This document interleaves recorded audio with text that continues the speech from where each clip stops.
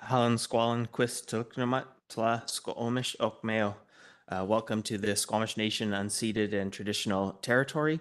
I'm Councillor Chris Pettingill, acting mayor for the month of September and chairing the Committee of the Whole for Tuesday, September 24th, 2024. Please be advised that this council meeting is being live streamed, recorded, and will be available to the public to view on the District of Squamish website following the meeting. If you have concerns, please notify the corporate officer, Ms. Wells, present at the meeting. And with that, I'll ask for an adoption of the agenda. Councillor French moves, Councillor Hamilton seconds. All those in favor, motion carries. Thank you. And we will move right to the Housing Squamish Annual Report and proposed partnership agreement. And I'll turn it over to Ms. Ellis, the Executive Director.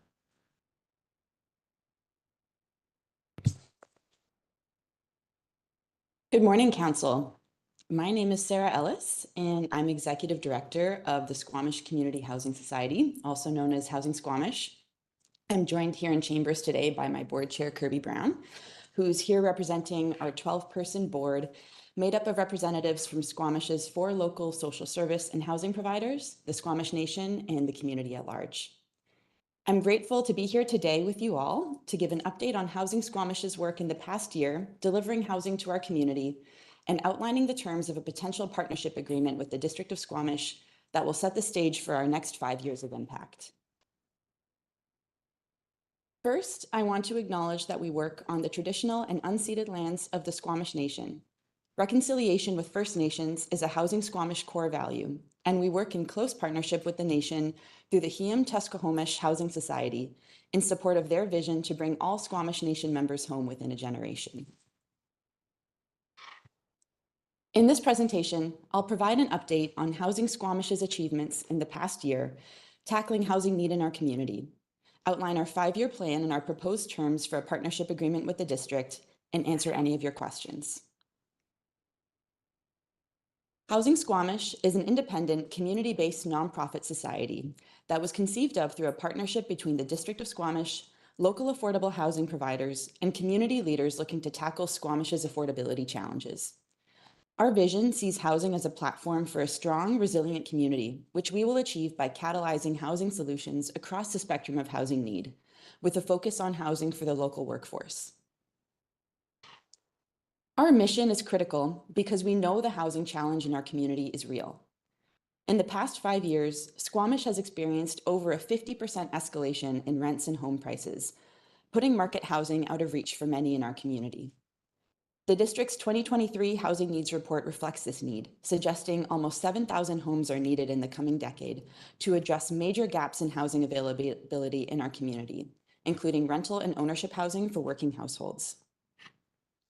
The extent of need in our community also became clear in our recent tenanting process for 8 new homes in the Highline community, where we received nearly 200 unique applications from working families, couples, and singles based in our community earning low and moderate incomes. Many of these households could have previously accessed housing in the market, but are currently looking to below-market housing operated by nonprofits to be able to stay in Squamish.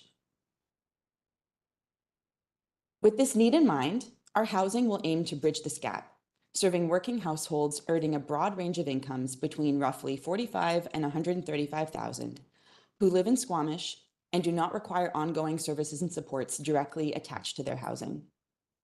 In line with the district's perpetually affordable housing policy, our tenanting policy prioritizes households where at least one member works a minimum of 20 hours a week for a Squamish-based business. We know there is tremendous need among working households in our community, with many facing difficult trade-offs in their housing choices. We also know that housing security means peace of mind and stability for these households and has direct benefits for our local employers and economy and the diversity, vibrancy, and resilience of our community as a whole. And in just a short time, we've already made serious progress. The next 2 slides outline a few achievements since we presented to Council last fall on our 4-pillar strategic plan. We completed a community survey where almost 600 households told us about their housing priorities and barriers. We launched pre-development work to deliver below-market rental housing on 2 district-owned sites. We entered into a groundbreaking partnership protocol with the Housing Society to support each other's missions with delivering housing to serve our communities. and we were among the first smaller communities to receive support from the province's new rental protection fund, acquiring Tantalus Manor, an existing 40-unit rental apartment that rents at deeply affordable rates. We did this in partnership with Hiam Housing Society, and we're also the first partnership to receive funding from the Rental Protection Fund. This past summer, we also reached an agreement with BC Housing to operate 8 new 2- and 3-bedroom homes for families in the Highland community, delivered in partnership with the District of Squamish and Polygon Homes. For this, we also developed an online application process and supporting policies to tenant the homes at Highline, setting the stage for future work coordinating access to nonprofit homes across our community. Finally, we continue to grow and scale our resources and knowledge, hiring 2 new staff to manage society and housing operations, and building an extensive and deep network of partners and experts to support our work. The sum total of these achievements underscores our value to the community, taking the district's investments in our work and leveraging them to access partner funds to deliver the housing we deeply need in Squamish. The proof is in the numbers. In less than 2 years, we're already showing what's possible. We've taken the district's investment of around $900,000 and leveraged over $11 million in senior government and partner funds to acquire and develop housing. This is over a 10 times return on investment in a very short period of time. And we believe an even higher return is possible as we grow and scale. And we want to continue doing this in the future through our ongoing partnership with the district. With this strong start, we're determined to continue our forward momentum by building, acquiring, and operating the non-market housing our community needs, leveraging partnerships with Hiam and other local providers to ensure we're supporting the entire housing continuum. We're committed to being accountable to the district, our partners, and the public, and motivated to ensure Squamish benefits from this unique period of housing investment, with all senior government partners at the table looking to deliver affordable housing across BC. Our ambitious plan centers on a target of 400 homes underway or under management by 2029, focusing initially on rental housing, but over time looking at other types and tenures, including ownership. Scaling up our portfolio of housing also supports us with our goal of moving toward financial independence over time, through fee revenues from development and property operations, potential surpluses, and eventually bringing services like property or development management in-house. With housing delivery as our top priority, we also plan to deliver on all 4 pillars of our strategic plan, including coordinating access to existing and new below-market housing in our community, and supporting the district with monitoring and compliance of housing agreements in units delivered by the private market, leading education, engagement, and advocacy on housing, and ensuring we're embodying our goals of reconciliation, equity, and good governance in everything we do. To deliver this ambitious plan, we're seeking a partnership agreement with the District of Squamish that includes a commitment for funding of $2.325 million over 5 years, on average $450,000 a year. We'll use this investment to leverage up to $200 million in partner resources to deliver our target of 400 homes, a significant return and impact on our community. Beyond budget funding, we're also looking for ongoing partnership with the district on unlocking lands for development and facilitating development through the approvals process. Both of these are critical to achieving our goals of scaling up our impact on housing need and moving toward financial self-sufficiency. We've provided a 5-year revenue model in an appendix to Council and included it in this slide as well, breaking down our 5-year growth plan and showing where the district contribution will be going. This model has revenues in the next 5 years coming from fees charged on project development administration, which scale up our housing with our housing portfolio, allowing us to decrease the annual district grant over time. While our properties will generate surpluses from rent revenue, our plan is to use those surpluses to build out strong capital reserves for each property before we use them to cover overhead. On the expense side, our model assumes a lean operation while also ensuring sufficient resources to scale our work and deliver quality service to our residents and partners. This model also includes annual investment into a capital and business development reserve, which will support us with covering initial pre-development costs and help us jumpstart our development and acquisition strategy, quickly covering potential unanticipated project costs. In sum, this partnership agreement is the outcome of several months of engagement and business planning with our board, community partners, and staff. Moving forward, we'll work with staff to finalize this partnership agreement and bring it forward as part of the 2025 to 2029 financial plan. On an ongoing basis, we're committed to accountability to staff, council, and the community, with at minimum annual reports to staff and council on our work, achievements, and financials. With that, I thank you and welcome any questions. And just before we start, Ms. Ellis, are you able to stay for the next topic, which is where we dig into the funding request? I'm just wondering if we focus on the annual report right now and then have the staff presentation and sort of have questions about the funding request in the second topic. Does that make sense? Yeah, for sure. Okay, so council, any questions? And if we can for now, focus on the annual report. Councillor Hamilton. Thanks very much for the presentation and the work that you're doing. I have a question about the process for deciding which of the 8 folks from the 200 applications. How do you decide which 8 are successful? And why did you make the choice you made for whichever direction you go? Yeah, that's a great question. So to tenant the 8 Highline units that came through the partnership with Polygon, District of Squamish, and BC Housing, we decided to go with a lottery approach. So we set minimum eligibility criteria that had to do with income, assets, and employment in line with the district's perpetually affordable housing policy and our own tenanting policies. We invited folks to apply. We had a 30-day window in August where anyone could apply and self-identify as meeting those criteria. We did a check on applications and then put divided families into separate lotteries for the 2 and 3 bed units, depending on what they identified as needing. We prioritized families in the lottery. So the first lottery was just for family households with dependents under 19. And then we selected 4 households randomly for each of the 2 and 3 bed households through the lottery process. And then from there, we've been doing a more in-depth check on the eligibility criteria. And if folks don't pass those criteria, then we go to the next person in the lottery. Great, thanks very much. And so one could imagine a more thorough process where you're ranking candidates based on some priority criteria. I can imagine there's many reasons why one might not do that and many reasons why one might do that. Can you speak to a little bit to why you've chosen the lottery system as opposed to some more thorough ranking system within the applicants?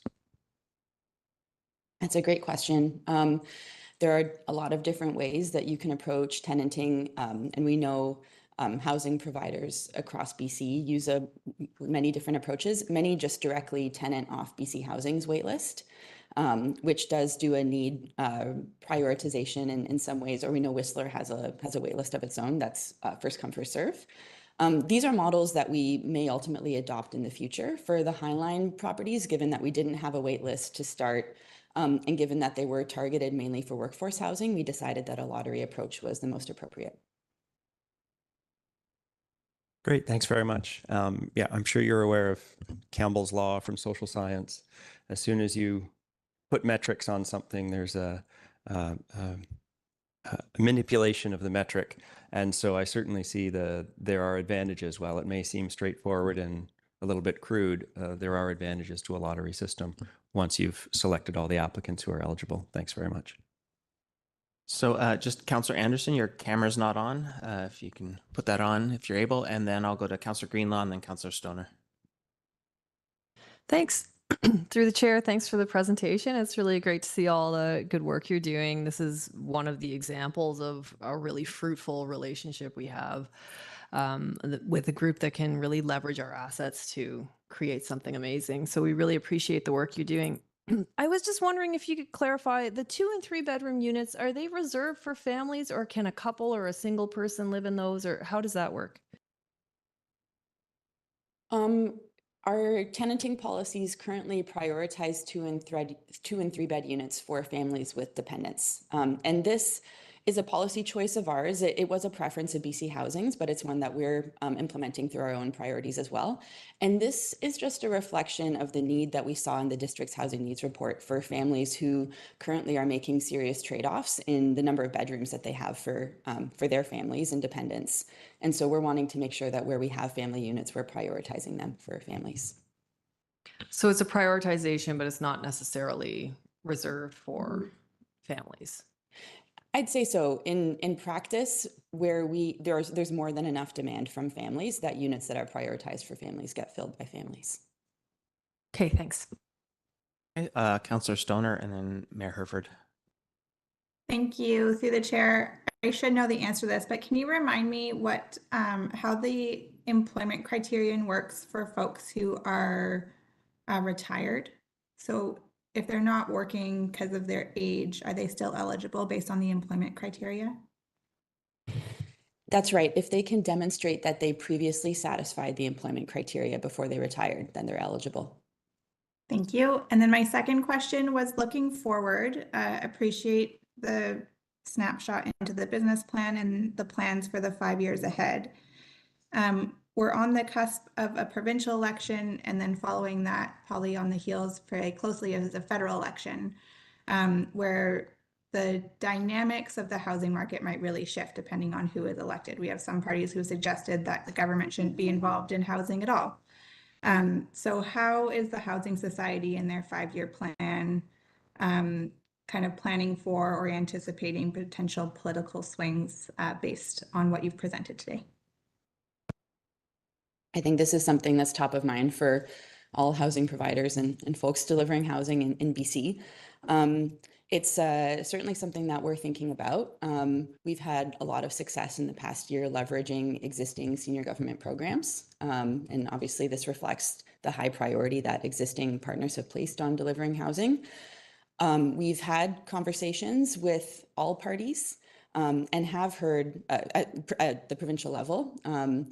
And what I'm hearing is that even with a change of government, housing is still a top priority for all parties involved. Obviously, specific policies and programs may shift, but we anticipate remaining nimble and keeping strong partnerships to make sure that we're leveraging opportunities that come out through any government. Okay, Mayor Herford. Thank you.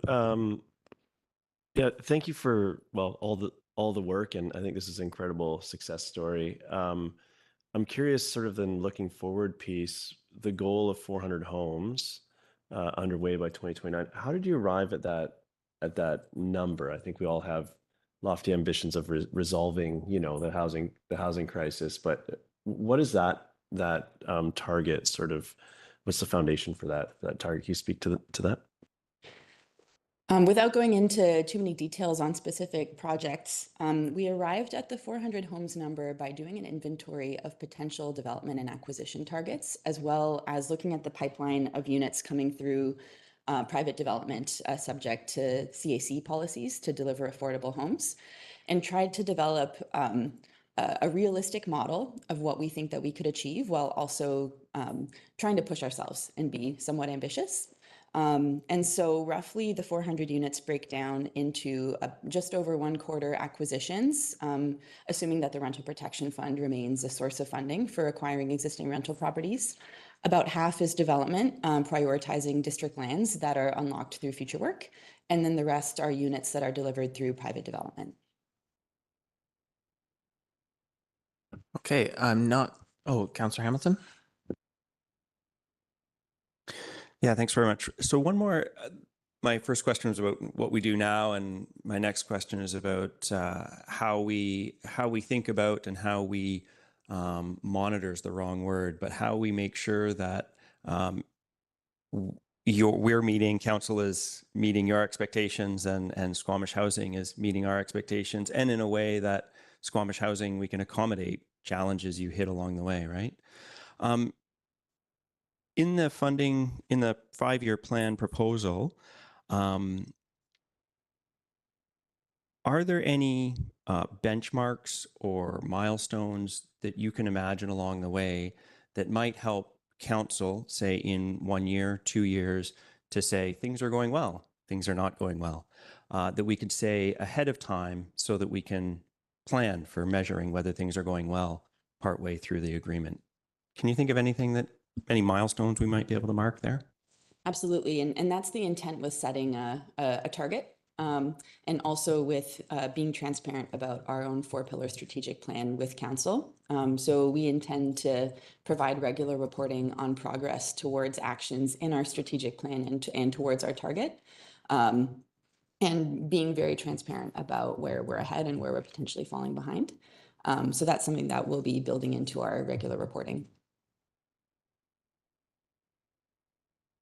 Okay, Councillor Greenlaw. Yeah, I'm just wondering, maybe this is not quite the right time to ask this, but I'm a firm believer in home ownership as a path to financial security. And I know we've talked about this before, but I'm just wondering if you can comment on any goals that your association might have for that long-term home ownership plan. Is that on your agenda? When's that coming? That kind of stuff. Definitely. And when I'm out in the community talking to folks, this is really top of mind for people as well. I think people are still really eager to have that security of tenure and potential for investment, and also just a realization of that dream of owning your own home. And so we know that this is something that the community is really eager to see. In our initial years, we're prioritizing rental housing, and this reflects one need in our community as shown in the housing needs report, where we still see that renters are disproportionately facing cost burden and really needing those affordable options. It also reflects senior government funding priorities, where essentially every program out there right now is based around rental housing. That said, as we scale up our portfolio, and especially through things like the capital reserve that we're including in our budget, start building up our own reserves and ability to act on the market, that's going to really open up opportunities for us to look at things like ownership, which might not be supported by government programs, but which we could deliver through other means. Thanks. Okay, Mayor Herford. I was just going to move receipt of this report so we can move on to the next topic. Feels like that's where we're at. Yeah, thank you. Appreciate that. Second, Councillor French. Any discussion on the motion? Mayor Herford. I'll save. Well, just thank you for all the work, but I'll save the comments for the end of the next piece. Okay. I'll just quickly say it's fantastic progress so far. I'm really hoped but wasn't expecting we'd get this far by this point in time, and so I'm quite pleased. And I know there's some sort of growing pains or sort of maybe a bit of stumble out of the gate, but things are rocking quite well now. So I'm quite pleased. So thank you very much. So call the question. All those in favor? Motion carries. Thank you. And I will turn it over to Mr. Velaniskis for the funding request and agreement discussion. And yeah, please take it over, Mr. Velaniskis.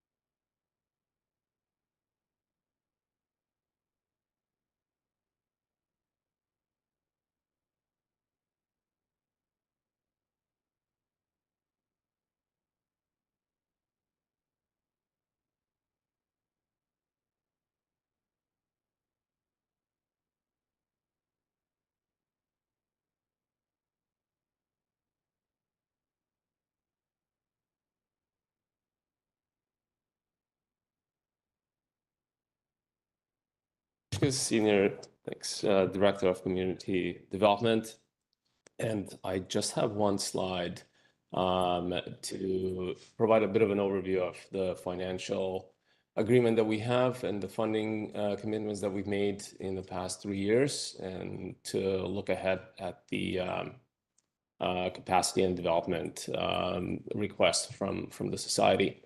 So as you know, the society was created in 2022 by the district, which came along with an initial contribution agreement of 3 years. The agreement didn't spell out what the funding amounts are going to be, but to date, the funding amounts were essentially, they started at 225 in 2022 and 2023. And then for this year, the funding was increased substantially, partially due to the fact that the district was successful in securing a CMHC grant from the Housing Accelerator Fund.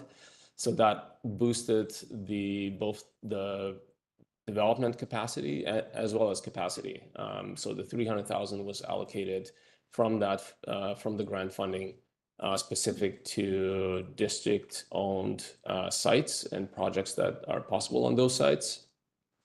And then 525 amount was sourced from both the Affordable Housing Reserve and the CMHC grant to provide a capacity boost for the society to staff up to the level where the society is at now.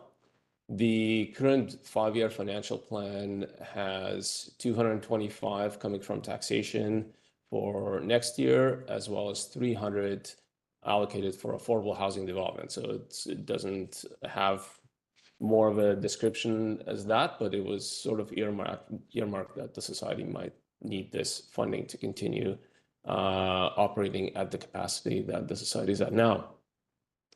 And we have the funding request that Ms. Ellis has presented in the memo, and essentially it's a 5-year funding request starting at 500,000 in 2025 and 26, and then tapering off to 425 by 2029. And that's the plan is to essentially gradually replace district funding with society's development and management revenue. And staff are presenting this and looking for council's feedback going into October budget planning sessions. That's really all I have. Thank you. Okay, council questions. Councillor Hamilton. Thanks very much. You mentioned the Affordable Housing Reserve, that some of the previous funding has come from the Affordable Housing Reserve. Do you happen to know offhand how much is in that reserve right now, and whether that is a potential continued source of funding? I will ask our CFO, Ms. Boxer, to comment on how much is left. Thank you, through the chair. There's at the end of 2024, there's an expected 750,000 in the reserve.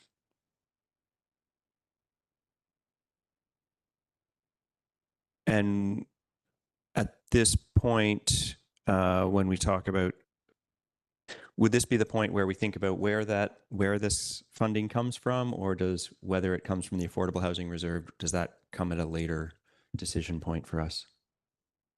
Thank you, through the chair. It would be appreciated if there is some guidance from council so we can incorporate it in the 25 to 29 financial plan. And final follow-up, is there what are the constraints, limitations, or like primary mandate of the Affordable Housing Reserve? Naively, this seems like exactly what the Affordable Housing Reserve should be for, but I know not to make naive assumptions on policies. Again, through the chair, yeah, the Affordable Housing Reserve is limited to affordable housing, but the limitation is just that. Does this count as affordable housing? Correct, it does. Thank you. If I could just add that I think when the Affordable Housing Reserve was created and we were putting money in it, the district was essentially having a lead role in affordable housing. And now that we have the society doing that, taking on the lead role, it's probably a very legitimate expense.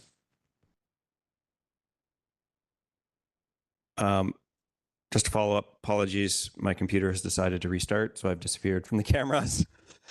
Tuesday. And last follow-up, are there any planned contributions to the Affordable Housing Reserve, or right now is that, are there any plans in the budget to continue to contribute to the Affordable Housing Reserve or not? For the most part, the contributions are coming from, or that have been allocated in the reserve, came from development. And that was our previous strategy from community amenity contributions to put a portion of those contributions in the reserve. In the last couple of years, we've switched gears, and the CACs have been going into a general CAC account, which is intended more for recreational amenities. But I think that we may be at a point now where we might want to make sure that the Affordable Housing Reserve is sufficient to, to bridge the gap, so that perhaps in the next couple of years, the council might want to direct some of the CACs into the Affordable Housing Reserve. Thanks. I think actually Councillor Stoner wanted to respond on this point, I believe. Yeah, I just want to seek clarity on that. I thought that the shift that happened was we actually, in our new CAC policy, prioritize getting units built as opposed to getting cash in lieu for affordable housing. So we still get cash in lieu, which goes to a general CAC reserve, but we also are getting units built as opposed to getting cash going to the affordable housing reserve. That's correct. For larger developments, we're getting units built. Smaller developments are still paying the cash contributions. Okay, please continue, Councillor Hamilton. And do you foresee the upcoming change from CACs to ACCs changing our ability to do that, to do this in the future? Yes, we're kind of in this in-between period now, where ACCs are coming on, and we won't be able to charge ACCs on projects that have already committed CACs. But I think it's going to be a few years before we fully transition into the ACC system, and I think there's still always going to be some room for CACs for really large projects that need a rezoning. Thanks. Hey, Councillor, I have Councillor Stoner and then Councillor French and then Mayor Herford. So Councillor Stoner, please go ahead. Thank you. Through the chair, Mr. Velaniskis, you mentioned that up until this year, 225,000 of the budget was coming out of taxation, but we changed that in 2024. Is that correct? And where did that money come from in 2024? Through the chair, that's correct. The money in 2024 came from the CMHC half grant, and that was, I think, to the tune of 525. Sorry, no. Yes, 525, and 300,000 came from the Affordable Housing Reserve. Okay. And so then looking forward, I heard Ms. Boxwood say some direction would be helpful in terms of where to take this money from. I think I heard you say in your presentation that you were suggesting to go back to the 225 from taxation or put that into the operating budget. And then where would the remainder 300 come from your perspective? Is there still money in the half? But I guess the other question is there still money in the half for the next few years to cover that 300,000? That's correct. We've sort of earmarked a good portion of the half funding for affordable housing initiatives.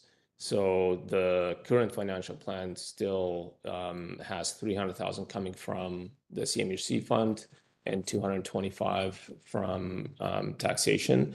But we knew that we were going into a new agreement, so this was kind of a placeholder for the result of these discussions. Okay, and then one final question. Can you just remind me how long the CMHC half funding goes till? Is that 2027? That's right. The last payment, I believe, comes in 2027. So there's essentially 4 payments. The last payment is most at risk because if we don't hit our building permit targets, the CMHC can withhold all or part of that funding. So we haven't been counting on that last payment for budgeting purposes. Thank you for that clarity. Okay, I'll go to Councillor French and then Mayor Herford.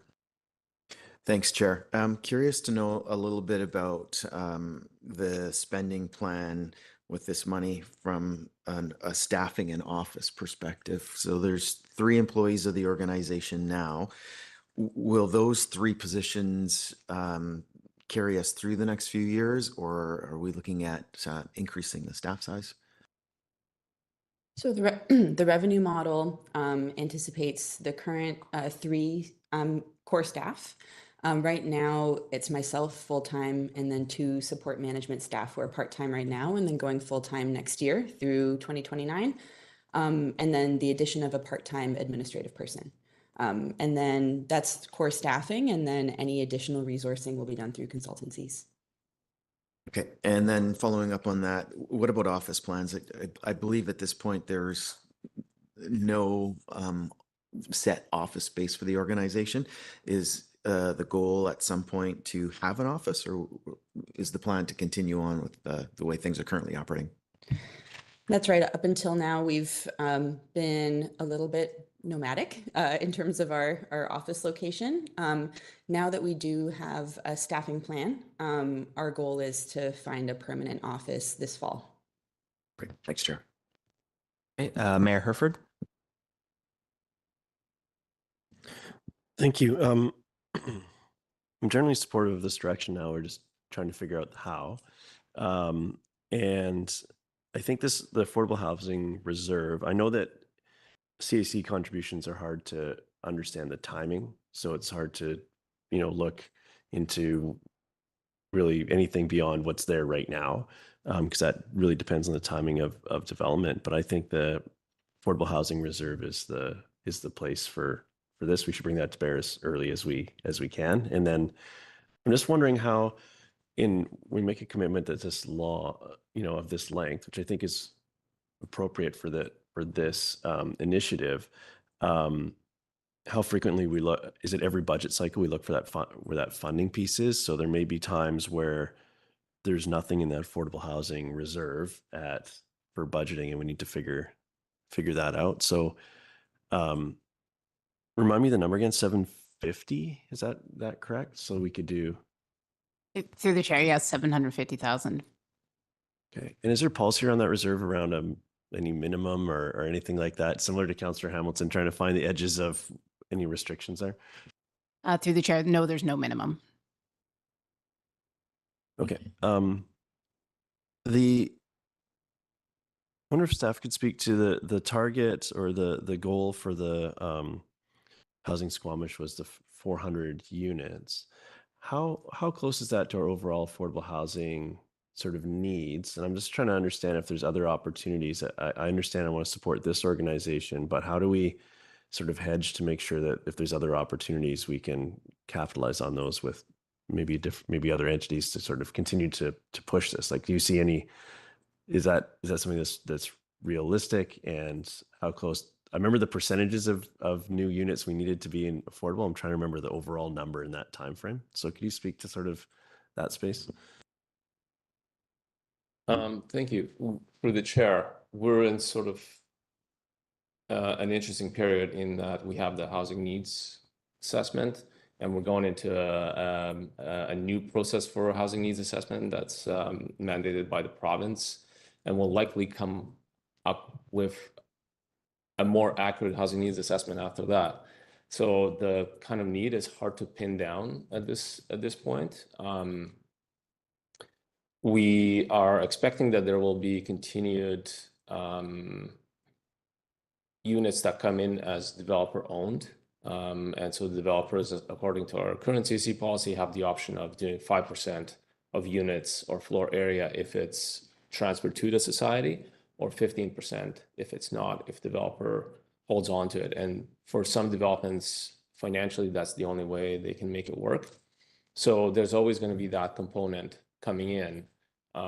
Whether the 400 units would satisfy our housing needs is quite unlikely. The affordability needs are greater than that in in our next 5 year, in the next 5 years, just partially because of pent-up demand.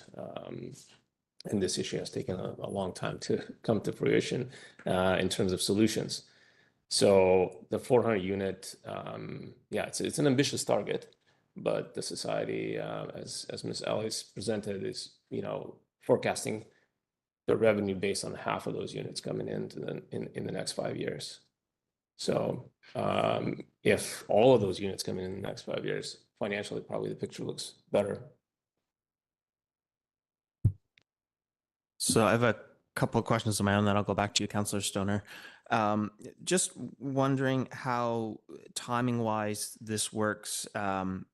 Is this an agreement that we're thinking of completing before the 5-year plan and budget in December? Are they sort of effectively one and the same? Like when they're both done, then this is in effect, and so we have a December date for this?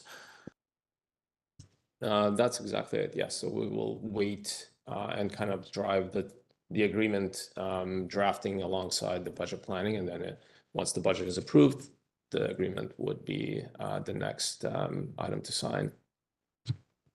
Okay, thank you. And then we had at the mayor's drop-in a fair bit of discussion about childcare and childcare need, and I was reminded that we have through our CACs set aside some affordable units specifically for childcare workers. I don't recall that is necessarily a requirement in the housing society matrix. So I'm just wondering if we wish to do that sort of thing still, is that something we would include in this agreement, or we would sort of continue to manage on our own separately from this, or how do we see that sort of thing being handled? I think it's something we can take a look through the agreement drafting process. To date, it's been developments that are retaining affordable housing and are privately managing it that have childcare attached to it, where we've secured units. But that's certainly something we could take a look. In some cases, we've been in early discussions with developers to actually support with tenanting those units where there are set asides for specific fields like early childhood education. So it may actually be that we're able to leverage our current tenanting processes to help satisfy those requirements if those are built into housing agreements. Okay, thank you. Councillor Stoner? Yeah, thank you. Through the chair. This is not so much a question, but is it okay if we kind of go towards comments? Or are we still at questions? I think so. I wasn't seeing hands for questions, so I think we can roll into comments.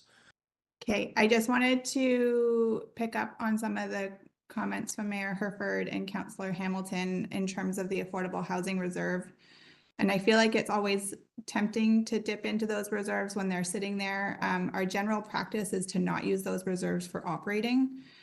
We know in this past year for the affordable housing, we allocated an additional $300,000 for pre-development funding in order to support some of the building work that we know needs to happen in order to get to the 400 units. And that probably won't be the last time that there'll be a request for pre-development funding or support for construction work, either from this society or from others.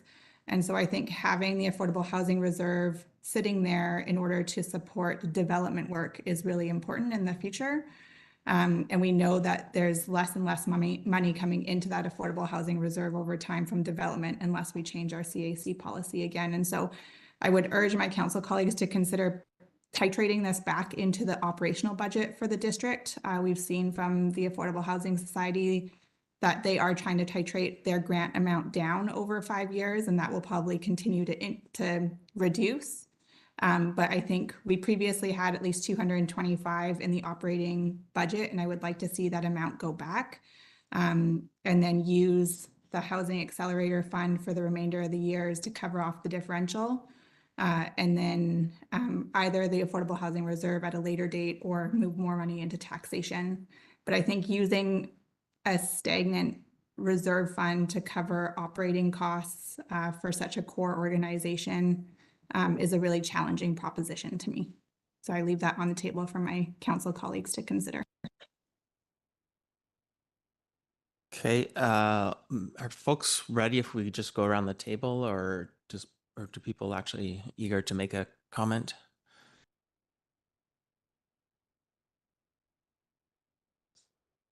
So people are pondering.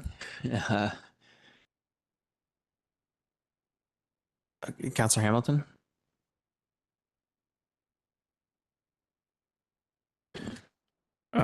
So I'll start comments and feedback.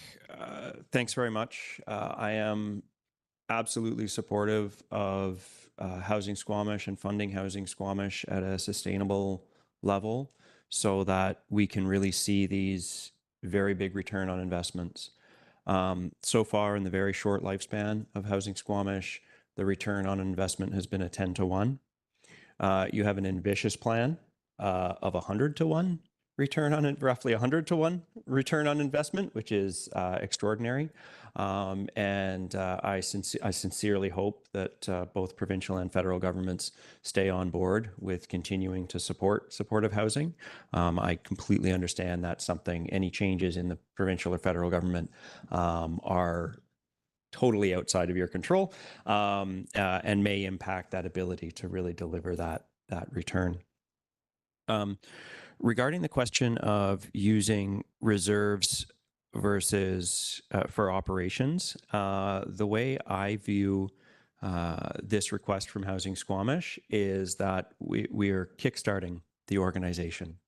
And I know that your plan is to become self-sufficient or largely self-sufficient. I don't mean to get to the point where there's no district support, but presumably we can get to a point. I believe the Whistler Housing, the Whistler Housing Authority runs self-sufficiently. I do think that, and I do hope that we can get to a point where we're running self-sufficiently. So I don't view it as using our reserves for operations in continuing forever. I see it as an opportunity where we can use our reserves to kickstart an organization to become self-sufficient. So that in response to Councillor Stoner's inquiry. Thanks very much.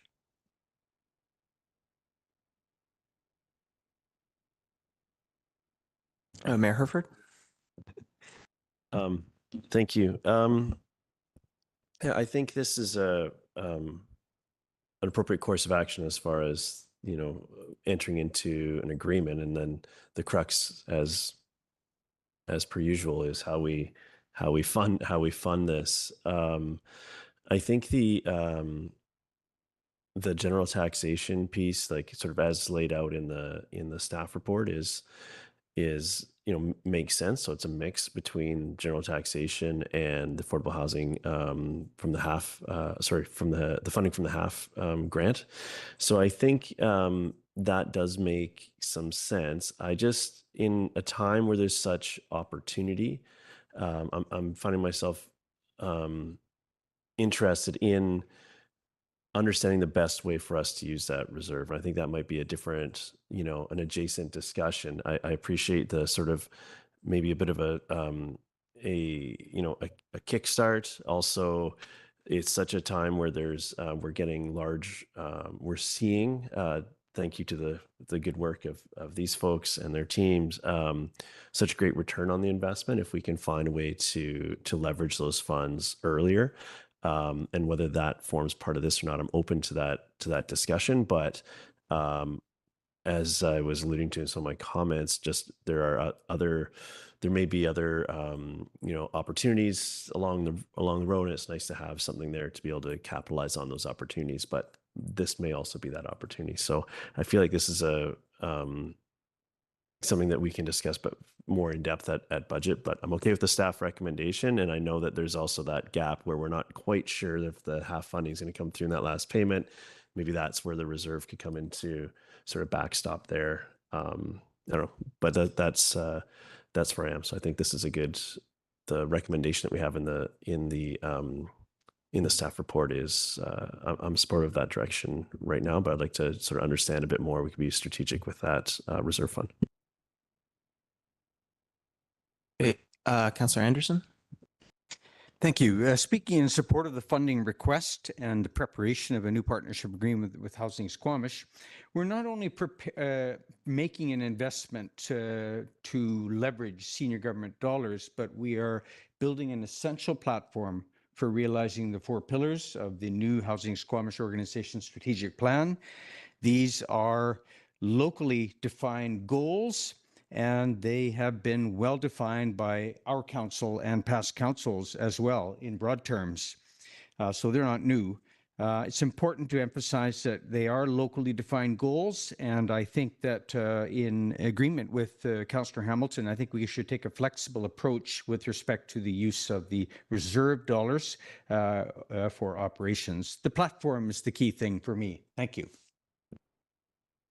Yeah, I think, I guess just while I wait for others. Oh, you ready, Councillor French? Yeah, please go ahead.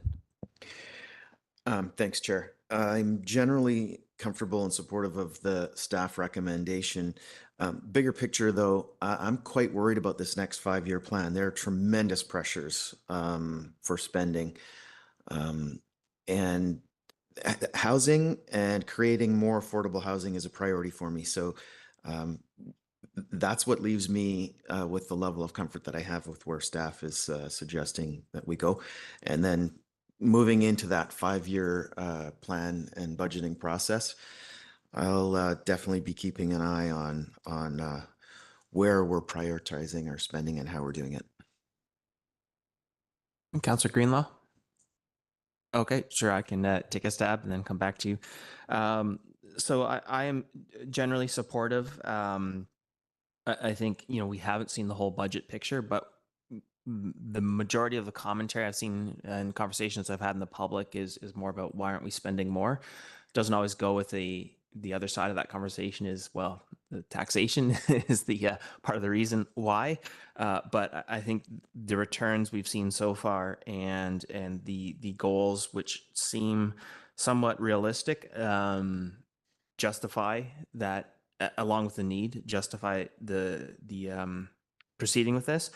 I think there is, I wonder, given the conversation, if it's worthwhile to have a bit more clarity, because there's been some questions about, what if there's other opportunities and how are we making sure we can capitalize on those? And I think being very clear about how much of the housing sort of solution we're expecting this to provide as opposed to other things. And that clarity might help us understand of how much money we need to set aside. And it's a question of, the market target, which is fairly clear. But, do we need to have another conversation? We have our policy, but do we need to think about supportive housing, seniors housing, some of these other things? Maybe it's worthwhile to have a conversation of exactly where we hope to see opportunity and make sure we're setting aside appropriate money. The other piece, I raised the child care worker piece and CACs. I want to be cautious about adding a bunch of criteria. This is meant to be an arm's length organization. And so I want to be cautious about how many constraints and rules we're putting on how this money is spent. But I also want to understand how we have an opportunity to deal with these things. So I don't want to prescribe a solution at this point, but it would be good to have clarity about how we foresee moving forward with some of those sorts of things, should we continue to want to do them. But overall, this is actually really quite exciting that we might see this number of units for, relatively speaking, what is a small investment. So with that, are you ready, Councillor Greenlaw? So I'll go to Councillor Greenlaw and I'll come back to Councillor Stoner. Thanks. Through the chair, happy to support the staff direction and funding request. And I do echo Councillor French's, I do share Councillor French's concerns about costs over the next while, especially with, the Chikai debris flow barrier coming online. There will be long-term costs for protecting housing in our community that are stressful but necessary. And once again, thank you so much for taking on this difficult work. It's a huge undertaking to, as Councillor Hamilton said, create a 10-to-1 return on investment. That's a huge deal. And to strive to reach 100 to 1, if you'd like to become my investment banker, please let me know. Again, it's impressive to see how you've leveraged our assets in our community to help us, to help everyone in our community. And I would be curious about, I have a hard time staying within the lines. So having a conversation at some point for what this body can do to advocate to higher levels of government in terms of securing housing affordability outside of acquisition. And what I'm getting at here is like legislation around REITs trying to protect communities from what we're calling financialized landlords, and kind of actions like that that we can take to other levels of government, just to help secure housing stability moving forward for everyone. But that's, again, outside the lines. But thank you for all your work. Councillor Stoner? Thank you, through the chair. I just wanted to more broadly comment on the 5-year partnership agreement, which I am supportive of. I have the pleasure of being the council representative on this board and see the amount of work that has gone in from all the volunteer board members, as well as Miss Ellis and her staff, to drive what is one of the most critical components in our community, which is affordable housing. The acquisition of the most recent 40-unit Tantalus Manor in collaboration with HEM Housing, I think has been no small feat and makes a huge difference to those folks who are living in that building. So that's been really exciting to see. A 5-year partnership agreement, I think, is not only important for the stability of this organization, but it also signals to those upper level partners who are coming to the table that we are serious about supporting this organization, which we know over the past year has been a challenge for a new organization to be asking for $8 million plus from the federal government or the province. They do have questions. They have questions about our commitment to supporting a new organization. And so this 5-year partnership agreement, I think, means almost more so than the dollars at the end of the day. It's our commitment to ensuring that they will be there in order to support the work going forward. So I'm happy to see that. I would love to see from staff the next time this comes back in budget, how much interest we're getting off the Affordable Housing Reserve, and whether that can also be considered as part of the operating budget going forward. It's probably not a huge amount, but it'd be interesting to try and pull that in a little bit, because there's $750,000 there that are invested somewhere. So how much we're getting off of that, and if we can put that into an operating account for the Affordable Housing Society. Were my last thoughts. Thank you very much. Thank you. And I'm just, we've had, I'll put a question to staff about whether you have sufficient feedback. There's still outstanding questions. I think we have had so far 2 perspectives on whether or not to use the reserve for operating. I would tend at this point to align, I think, with Councillor Stoner, is that I'm hesitant to use the reserve for operating, given other expenses we know, capital expenses we know are likely to follow. But I wonder, just before I throw it to staff, if anyone on council wants to weigh in on that point further, because that does seem to be the one where I've heard some differences. Mayor Herford? Thank you. I think the having it there as there is some uncertainty as we get further out in the financial plan. So I think I think I'm okay with the staff. I'm comfortable with where the staff recommendation is, and it gives me some comfort that that reserve is there to be used. Ideally not for operating, but should it come to that. I also, like some of my colleagues have mentioned, there are a lot of pressures on this budget, which we're about to really dig into in the next few meetings, and so I think it could still sort of be on the table, but my preference is aligned with the staff recommendation, which is to not use that reserve at this point. Okay, Councillor Hamilton.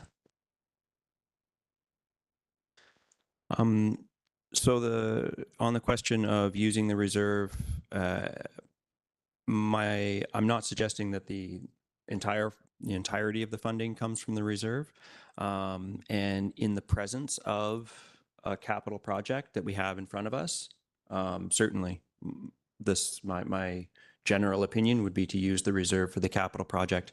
But if I look at what $750,000 can do right now versus what $750,000 is going to be able to do in 5 years, there's a very big gap. I anticipate a very big gap, because if we think about what we could do with $1 million 5 years ago and what we can do with $1 million now, there's a very big gap in what we could build for that money. So I am hesitant to leave the money under the mattress, because we know that is sometimes a way to depreciate the value of our money. Thanks. Okay. So we've got a few perspectives. Does that provide sufficient clarity, or I wonder if we need, if staff would like a straw poll on this, or how you would like to. Thank you through the chair. It sounds like there's some mixed thoughts here. There isn't a clear staff recommendation on whether or not to use reserve or not. I think the best option is to probably bring back in the financial plan a few different options that council can deliberate on. Okay, and Mr. Velaniskis, is there any other topic or piece of missing feedback you'd like clarity on, or that we missed? No, thank you. I think we have enough to go away and work on the agreement and the budget for council's consideration.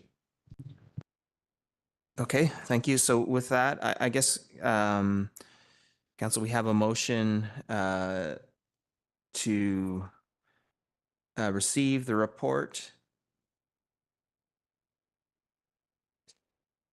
and I guess include the feedback, which is to have it come back with some different funding options. Councillor French moves. Mayor Herford seconds. Any further discussion? Councillor French? Yeah, thanks, Chair.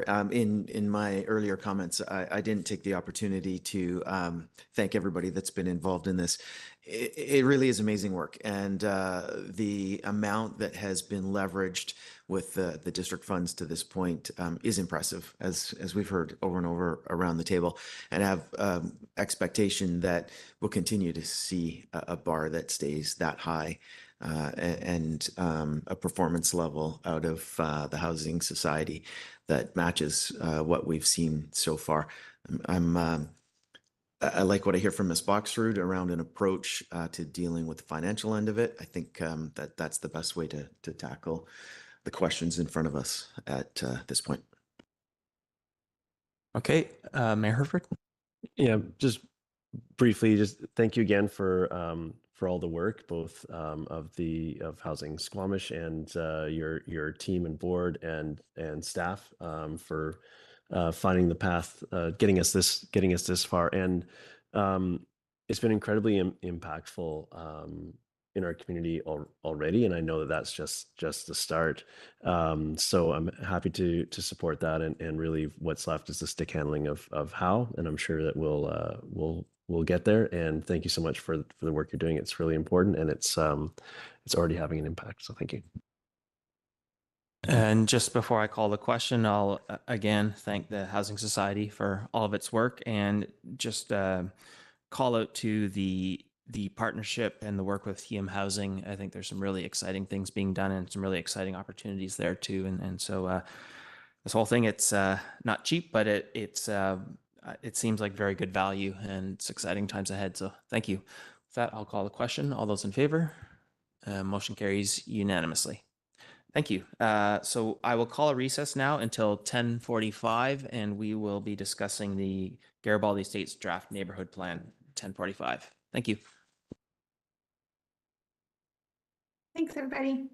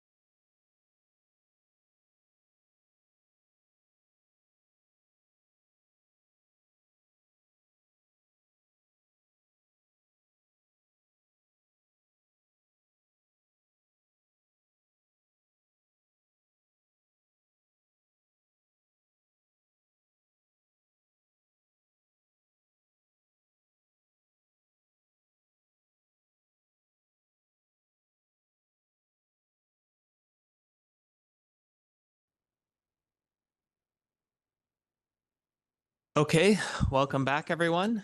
So we are at the Committee of the Whole for September 24th, and I will turn it over to Mr. Gunn to talk about the Garibaldi Estates Draft Neighborhood Plan Stage 4. Thank you. Good morning, Mayor and Council. My name is Matt Gunn. I'm a planner with the District of Squamish. With me is Jonas Velaniskis. Work with Matt. today we'll be presenting the Garibaldi Estates Neighborhood Plan Stage 4 draft. As a bit of background, the Garibaldi Estates Neighborhood Plan was initiated in 2021 as implementation of OCP growth management policies, in which the Garibaldi Estates was identified as a priority area for neighborhood planning.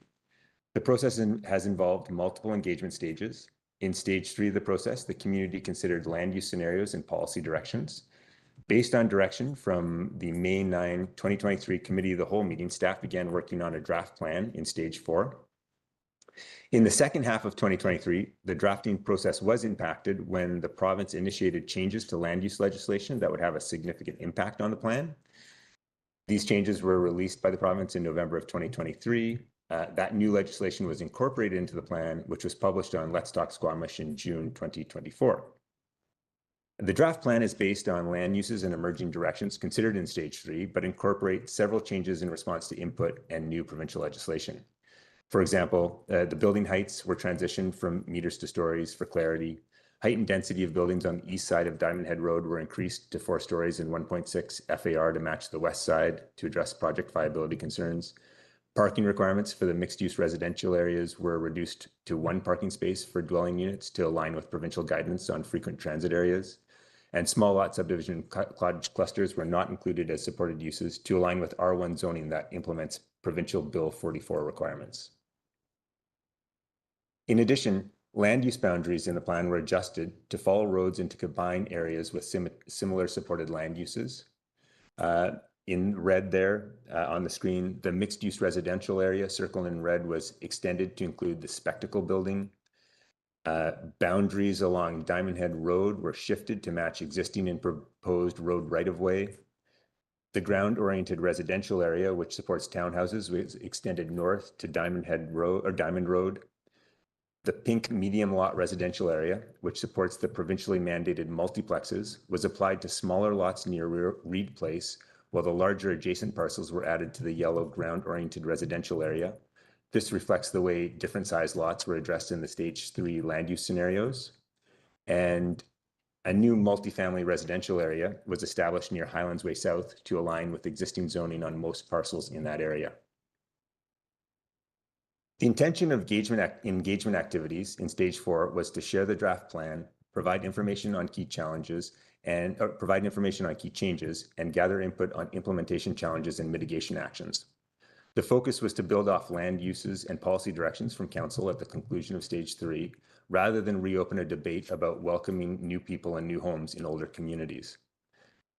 3 public workshops were held in June 2024, accommodating 84 attendees. At tables, small groups of neighbors shared their concerns and identified areas to mitigate the concerns, then engaged in whole group facilitated discussions. Residents also provided feedback online at Let's Talk Squamish and through email to staff. 4 common themes were identified in the workshops. There were concerns regarding limitations on development opportunities.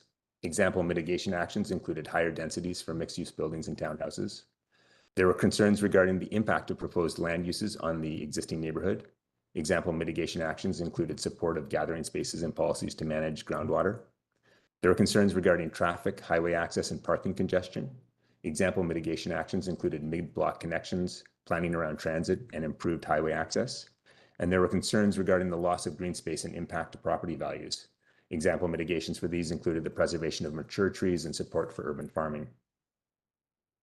Online and email submissions included a mix of similar and additional themes. Examples included support for development opportunities beyond what's proposed, support Diamond Head Road as a vibrant pedestrian-oriented high street, frustration that opposition to increased density had been ignored, concern that densification will erode livability and safety, and requests to limit the scope and impact of increased development. The majority of mitigation actions discussed in stage 4 had been identified earlier in the planning process and are reflected in draft policies. Examples include ensuring townhouse design included ground level living spaces fronting the streets rather than garages, support for a wide range of housing types, creation of new pedestrian-oriented gathering spaces, supporting the potential park in the ground-oriented residential area, support for tree canopy preservation and enhancement, support for active transportation connection policies, and ensuring appropriate infrastructure is available. A few suggested mitigation activities in the stage 4 could not be addressed. For example, in some cases, they were not aligned with the updated R1 regulations or recent and proposed changes to development permit guidelines. Based on stage 4 feedback, staff are seeking council input on changes for 3 specific land use areas. In the first area, along Diamond Head Road, the draft plan supports district pre-zoning to a maximum FAR of 0.7 and 4 stories, with policy support to a maximum FAR of with policy support to consider rezoning applications to 1.6 FAR. Landowners have raised viability concerns with the proposed development opportunities. 2 options are proposed for consideration. Option 1 is to maintain the maximum 1.6 FAR, but to increase the height to 5 stories and allow residential visitor parking spaces to double as commercial spaces. This would support design viability without increasing the built floor area. However, it would have limited benefit for financial viability. Option 2 is to increase supported densities through development applications to 2.0 FAR and increase the maximum height to 6 stories. This would support increased financial viability and align with requests heard during stage 4. Removal of residential visitor and commercial parking requirements would support design viability. Staff recommends supporting option 2 to increase the viability of achieving mixed-use buildings with a vibrant pedestrian realm along Diamond Head Road. The ground-oriented residential area encompasses the large half-acre VLA properties. Here, the draft plan supports triplexes and fourplexes mandated under provincial legislation, as well as townhouse development when multiple lots are consolidated. For the townhouse use, the draft plan supports district-led pre-zoning to 0.6 FAR, with consideration for development applications rezoning to 0.8 FAR. Staff recommend retaining these policies and to consider a density bonus policy for properties over 1 hectare, which support a maximum townhouse FAR of 0.7, with the provision of a 27.5% of land as public accessible activated park. This density bonus would apply to only 2163 Mamquam Road next to the Baptist Church, given that is the only property over 1 hectare in that area. The policy would result in a park approximately 0.43 hectares in size if taken advantage of. As reference, Stan Clark Park, including the playground and the cenotaph, is 0.46 hectares, so just slightly larger than the potential outcome of this policy. And this policy represents one of the most viable options to establish a new significant park in the neighborhood. Finally, staff recommend adding support for townhouse land uses on properties between Cheakamus Way and Garibaldi Way. This responds to requests from several landholders in the area. Residents feel this change would support a better transition of land uses to apartments to the west. Adding the townhouse land use would not extend the permitted maximum height or density beyond what is currently allowed in the R1 zoning. Moving forward, should council support the staff recommendation, the next steps in the process would be to finalize the plan and initiate a formal bylaw adoption process, which would include readings and a public hearing. The staff recommendation is to receive the draft plan, provide feedback, and direct staff to prepare a final plan for readings.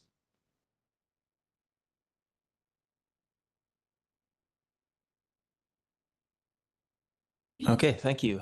Council, start with questions. Councillor Anderson. I have quite a number of questions, and I need to have them sorted out in my mind, but I'd like to start out with the west side of the Highway 99. I had hoped to attend as an observer a public information or a public meeting with the stakeholders there, but it wasn't held due to, quote, lack of interest. I wondered whether there has been direct contact and feedback available from those property owners. And why I'm interested in is some comments that come from the other public input areas that we are suggesting that residential not be permitted on the west side of Highway 99. And so really what I'm interested in is feedback from staff and from the property owners, the stakeholders there, as to whether we are sure about the demand for office space there and how important that is relative to the opportunity to include housing in that precinct on the west side of the highway. And again, if there's any feedback from the property owners on this question. I know I have heard from the realtor community who have expressed skepticism about staff's recommendation on that area. Thank you. Yeah, thanks. I think that's a really good topic to discuss. And I would say off the bat, the skepticism that you're referring to is warranted in today's real estate market. There are quite a few pieces to your question, so I'm going to just start with one aspect, and I want to outline the intent of the policies that we have here. Within our community, we have extremely limited land base that is purely dedicated to commercial land uses. There are very few areas of town where we are particularly focused on that. And one of the challenges when you have land that is dedicated to both commercial and residential through mixed uses is that the residential component ends up driving the performance and the consideration around the development opportunity. And so it really dominates the discussion, and the employment space, I would say, becomes marginalized in its ability to provide the best possible employment space. In today's market, office space following the pandemic has a very low uptake. In fact, it's a disaster for anyone who's trying to build office space because there's so much excess capacity in the Lower Mainland right now. I see the setting these areas that are currently within the Garibaldi Estates aside as commercial only areas as a bit of a land bank, a way to preserve opportunities for the future that we can't anticipate now. My concern is if we allow mixed use in every area in the community, that residential, which creates so much more value for redevelopment, will take over. And if there comes a time when there is a market for office space, we won't have that land available that could fill that role. Now, it may be that might not come. And at any point in the future, we could always add residential to these areas and enable the apartments there. But I don't see, when I look across the community, I see many places we can put apartments, many places. Even we're creating new places in the estates through this planning process. There are many opportunities for that. There are so few options to hold on to opportunities for future office. Again, it may not come to pass, but I think back to our history where we converted many industrial lands to residential, very hard to get those back. I think the commercial could be the same. Now, it's hard to know if that will come to pass. Now, you also asked about engagement with the landowners, and there were a few that I was able to get involved in a conversation.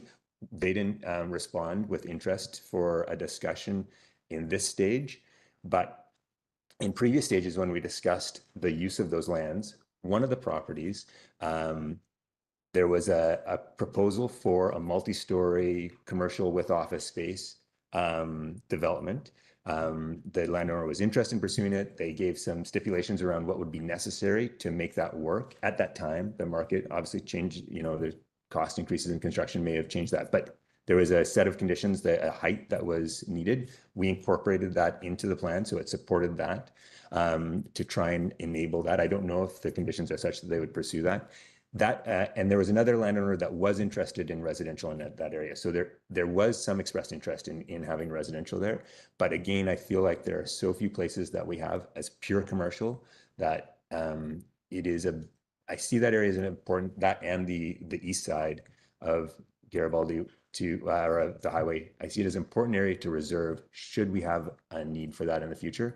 And we can always add residential if we decide we've run out of places to put apartments. Thank you, Mr. Gunn. Chair, I have another question ready for Mr. Gunn, and that concerns the fate of the building stock in the Garibaldi Estates area. On page 59 of the draft reports, page 124 of our council package, it's projected that depending on where we land, between 30 and 80 single unit dwellings would be replaced, that is, maybe demolished. And so I'm wondering whether there should be attention to the fate of that building stock. We have entrepreneurs in the community, experienced contractors ready for deconstruction projects or salvaging. And in fact, we have a district report or co-sponsored by, as you may know, Resort Municipality of District of Squamish and another agency, embodied carbon report recommending deconstruction policies that would facilitate relocation, deconstruction. There's a lot of high quality buildings in the Garibaldi Estates from the 1960s and 1970s. The building materials are salvageable and reusable. Should we devote any attention to that opportunity in this draft report? Thank you for that question. As you're aware, that wasn't something that was addressed. It's something that, from staff perspective, I felt that it might be a policy that we might do broadly across the community, and so did not dive into it because it did not feel site specific, but I'm happy to take direction from council, and should council direct me to include policies of that nature, we can look into that. Thank you, Mr. Gunn. Chair, I can come back later for another question, I hope. Councillor French. Thank you, Chair. I received a copy of something that's referred to as the Pat Good Covenant last night, and it dates back to 1960. Looks like a scan copy of a photocopy that might have been from a carbon copy, and very difficult to read. So I'm curious to know from staff, that covenant, that document, are you aware of it? How significant is it to our conversation around the neighborhood plan? Yeah, thanks for that question. I have prepared some slides on this matter. Let's see if I've got it right here. Okay. So yes, the covenant is something that staff were aware of at the outset of the process and did some preliminary examination of the provisions and implications. And I might just spend 2 slides to go over a few of the items of the covenant, just for everybody's knowledge. I will say that covenants of this sort do have some constraints that may result in challenges from landowners versus someone interested in making changes on their property, and how they would play out in a court of law is something I can't predict accurately. I certainly have an opinion where I think it would go, and I'll share that, but it is my opinion. I'm not a legal expert, and so take it with a grain of salt. The restrictive covenant was established in the early 60s. The grantor was the Garibaldi Park Estates Limited Corporation, and the grantees were the individual landowners on which the covenant was registered. District of Squamish isn't named. It was established prior to the Garibaldi Estates being included in the District of Squamish. I believe there's no zoning on the properties at that time, and it probably served to function in some manner to fill that role. The grantor, Garibaldi Estates Limited, was dissolved about 40 years ago, so no longer an entity that is available or able to operate. The covenant includes a broad range of restrictions. Some of the examples, the covenant prohibits many common activities and land uses unless those are approved by the corporation that has been dissolved for 40 years. That approval is impossible to obtain because it does not exist. Some examples of activities that are restricted: you shall not erect, construct, make, or maintain any dwelling, building, wall, fence, pole, or other structure, or make improvements, additions, or alterations unless the Garibaldi Park Estates Limited Corporation provides written approval of detailed plans that specify the design, height, materials, and colors of the structures, improvements, additions, or alterations. It's incredibly restrictive. Not more than one dwelling for one family or household unit may be built on a property unless approved by the Garibaldi Park Estates Limited Corporation. There are exceptions for servants' quarters and quarters incidental to one family. So I think people that are associated with the family. No dwelling, building, or parcel shall be partitioned with the intent to accommodate more than one family or household unit unless approved by the Garibaldi Park Estates Corporation. No trade or business whatsoever on the properties or in any building. No sheep, cattle, or livestock. So the covenant has a lot of prohibitions. The covenant hasn't been enforced against the many regular activities that are restricted, such as putting up a fence or changing the color of the house. The regular contraventions that do occur align with the existing character of the neighborhood and the District of Squamish official community plan and zoning. And for these reasons, staff believe that the covenant would not be upheld in a court of law should it be challenged, that it could not be enforced. And so that was the determination early on. And since we aren't named and we don't believe it would be successful should it be challenged, we've proceeded without concern of it. You know, an example, the District of Squamish adopting legislation or regulations that allows ADUs and secondary suites, again, would be in contravention. We have people regularly moving forward with those types of developments in this area. It doesn't apply to the entire estates, but it applies to a number of properties. Okay, that perspective is great. Thank you. I also wanted to ask about the creation potentially of new laneways, and this is particularly like in the Culloden area. I'm not a big fan of new roads and new blacktop in this neighborhood. However, there's trade-offs. When I think about the lot lines where the proposed new laneways could go, there's a lot of mature trees in between those large lot properties. So if we go ahead with laneways in those places, I see a lot of really beautiful trees being sacrificed. So my question to staff, Chair, is how integral are those lanes to this plan? How painful would it be if we moved ahead without those laneways? Yeah, thank you for that question. You've hit on what is a very significant challenge in the vision for Diamond Head Road. It's how to provide access for parking and solid waste collection to mixed-use development facing Diamond Head Road. One thing I would say about the trees and you know, this is from a fairly high-level review of the properties, but there are a lot of large mature trees in the estates. There are a far higher proportion of those that are between Culloden and Garibaldi Way than between Culloden and Diamond Head Road. The bulk of the larger mature trees are further east. Not to say that there aren't trees that wouldn't be impacted, but there is quite a discrepancy in how they're distributed across the neighborhood. One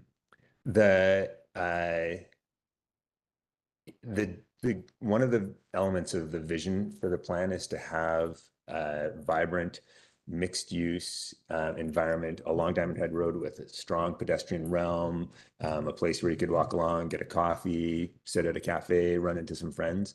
That vision really works best in areas like Cleveland, where you have uninterrupted store frontage, side by side, smaller buildings with lots of variety, interest to walk along, variety of public amenities along that frontage, and regular interruption by driveways to provide access to the back of the properties. It's possible. It is particularly, it would be easier to have that if one of the activities that's currently underway, which is examining the flood hazard construction level, or the FCL, flood construction level, if that, a project that we're looking at, the master hazard study, if that eliminates that, which is a real possibility, a few more driveways is probably less of an impact because there wouldn't be the need to raise the pedestrian realm 1 meter as is currently outlined as a possible outcome. In that situation, a few more driveways punching in isn't as much of a problem, but the best outcome would be establishing a lane by far for that pedestrian realm. So it's a trade-off. I do hear you. It's not an ideal situation. Ideally, there would be a lane that was already there. It's not. In the balance, because that pedestrian realm is quite appealing, the plan has highlighted the lanes as the preferred option, but there is a series of, or a set of trade-offs to consider. Does that answer your question? Yes, it does. And it makes it clear that which we already know, tough choices need to be made here. Thanks, Chair. Okay, I'll go to Mayor Herford. Thank you. Just on this point, I understand and I appreciate that explanation around the importance of the laneway and how that can actually play into the success of the pedestrian space to the west. But I would assume that, am I correct to assume that the pieces of this laneway would come to us a little bit at a time, need to be stitched together before it was actually realized? So practically, how in the space between, you've got hypothetically a mid-block parcel that would like to develop in the way that reflects the plan, but there won't be any laneway access until the entirety develops, which may frankly never happen in our time. So how are we setting ourselves up for a situation where we may need to expropriate or something to actually realize a lane? This happens sometimes with our cycling infrastructure, our active transportation infrastructure. We've got a little bit here and a little bit there, and we need to bridge the gap. So so does the plan speak to that, or how are you approaching this piece? Yeah, thank you. So that's a valid question. Absolutely. The plan provides support for some connection points to be established, which would work when you have consolidation of properties. So you have more room to build on and create a access point into where the lane would be. So the vision is that as the developments occur, you would not have a laneway from the back north to south. You would have points punching in to provide access to the back where the utilities and parking would occur. And as some came in, successive adjacent properties would have access to utilize that. So you would have lanes coming from Diamond Head, breaking up that pedestrian realm, creating those connections. And as successive properties develop, they could build on to that network. Hopefully, eventually, you'd get something established from north to south. And the plan also provides the opportunity for some of the key properties at north and south end to develop strictly as residential to increase the viability of those developments should they do a consolidation and provide that access. So we've created incentives at the north and south end to create the connections without mixed use going apartments. We've created a set of policies that allow some points that will have to be established, so it won't be continuous the entire way. The policies talk to that lane once, if a lane gets to fully developed, that those would be converted into some kind of mid-block connection or public walkway, some green space, something of that sort. But there is as we have with many elements of Squamish development and redevelopment, there would be an awkward transition phase where there would be incremental addition to the network. And potentially at some point in the future, there may be a need to be a discussion about whether there would be an interest in expropriation to complete or acceptance of a non-complete lane from north to south. But it is one of the challenges, absolutely. Okay, and I guess it's a two-part but related question here. Is one, I appreciate the categorization of the areas that were as presented, but that was a bit of a shift from where we, some earlier iteration. Do you have something that shows the difference between the thing where council, last time council saw this and now, and just how those boundaries shifted? And I remember discussion at that time around where the categorization should be, but that's moved and I just can't remember the two different. Yeah. Yeah, can you share that? Got like tech support here. Get things up on screen.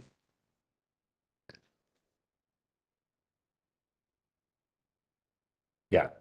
So I had heard that this was a question that would come up.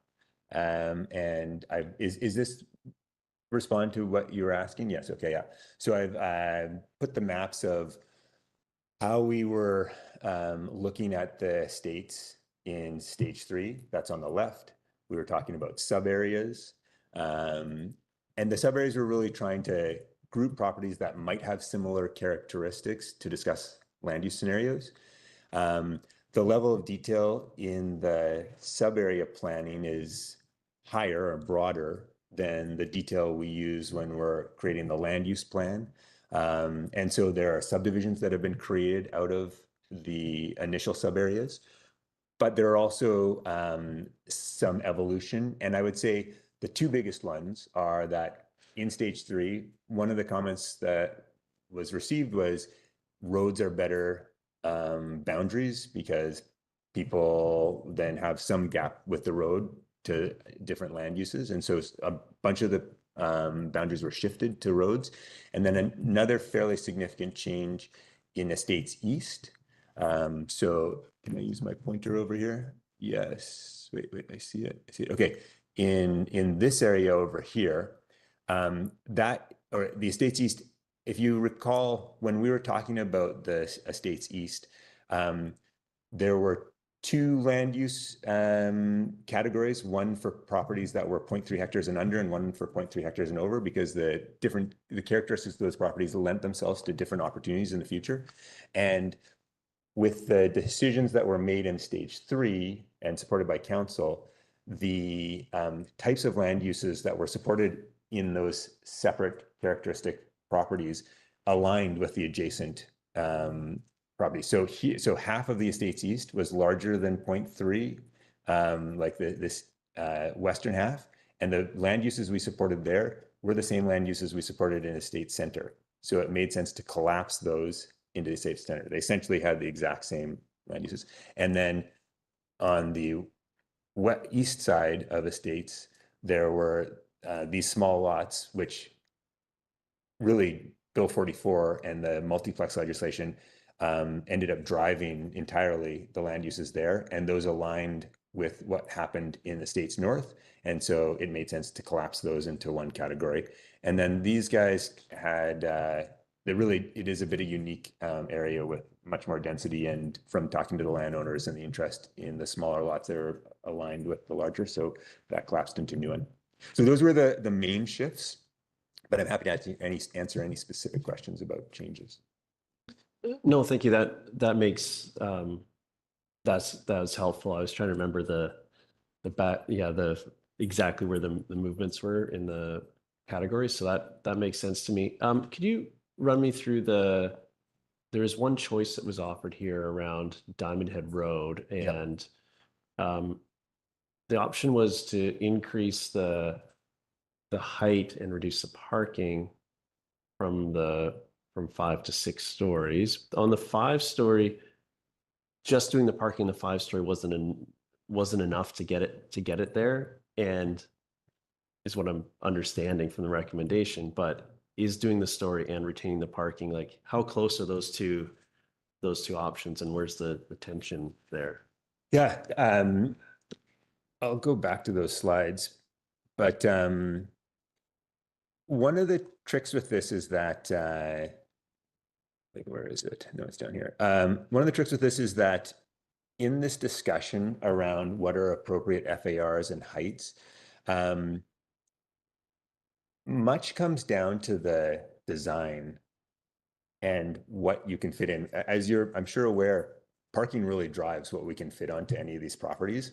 And it takes an architect sitting down and doing a design to, with confidence, say, this is the amount of FAR we can fit in this height with this parking. That's actually quite a detailed process. So we've had discussion with architects, because one thing we want to be careful about is saying, hey, let's say, people want more density, let's go 3.0, and then have someone own or purchase a lot, come in and say, it says 3.0, I'm ready to do it. And then to find out that because of the constraints of the building code, the way we have to fit the parking in, and the challenges with the lot configuration, that it's not possible. That would be a bad outcome to say, hey, we support this density, and for it not to be viable. So we have had conversations with architects to try and understand what is possible, and we can only go so far to certainty without somebody spending time, energy, money, and design to figure it out. With this area, my current understanding and expectation is that we can get to 2.0 FAR on these properties. The long, skinny nature of the properties actually makes it quite challenging, because the apartments need to have windows that don't hit another wall adjacent. So either you have to have multiple buildings, one at front and back, with windows looking to a courtyard and adjacent, or essentially create a set of canyons between narrower structures above, narrow residential structures above a parking area. But I believe from the discussions and some initial work that 2.0 is viable on these properties if we're with the reduction to 1 parking space per unit that aligns with provincial guidance, and with reduction of the with either collapsing the visitor parking and the commercial parking if we're at 1.6 or at 2.0 to eliminate those requirements. So we do have to do some, we have to provide some flexibility in how the zoning is going to be implemented to accommodate the parking, and that it may require 6 stories or possibly an underground, a level of underground parking, which from talking to geotechs, this is one of the few areas in the community where the water table is expected not to be as high, and parking underground may be more viable. I don't know if I answered your question. Please let me know if you want more specific. That's helpful. I think, and what was the timeline on that, on like understanding that it feels like a critical piece, whether the underground's viable and. Yeah. Okay. So informally, I've had conversations with a local geotech, and his feeling is this is the area that it makes the most sense for underground parking in the community. And I've heard that from some of the people who own land and have hired people to do some preliminary work, but none of that has been a full-fledged assessment and study that we've solicited. And so I can't say with 100% confidence. That'll take somebody spending money to figure it out, and we're not pursuing that at this point.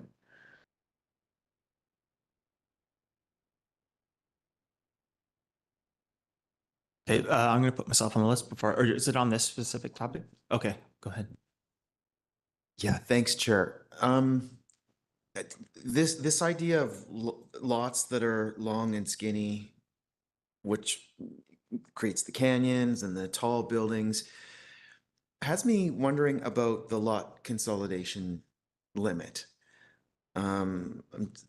I'm thinking about a scenario where some of these long and skinny lots, if there was a number of consolidations, it makes it so much more flexible for developers to potentially get away from what I think would be really ugly, unattractive, and not desirable scenario of the tall, long, skinny.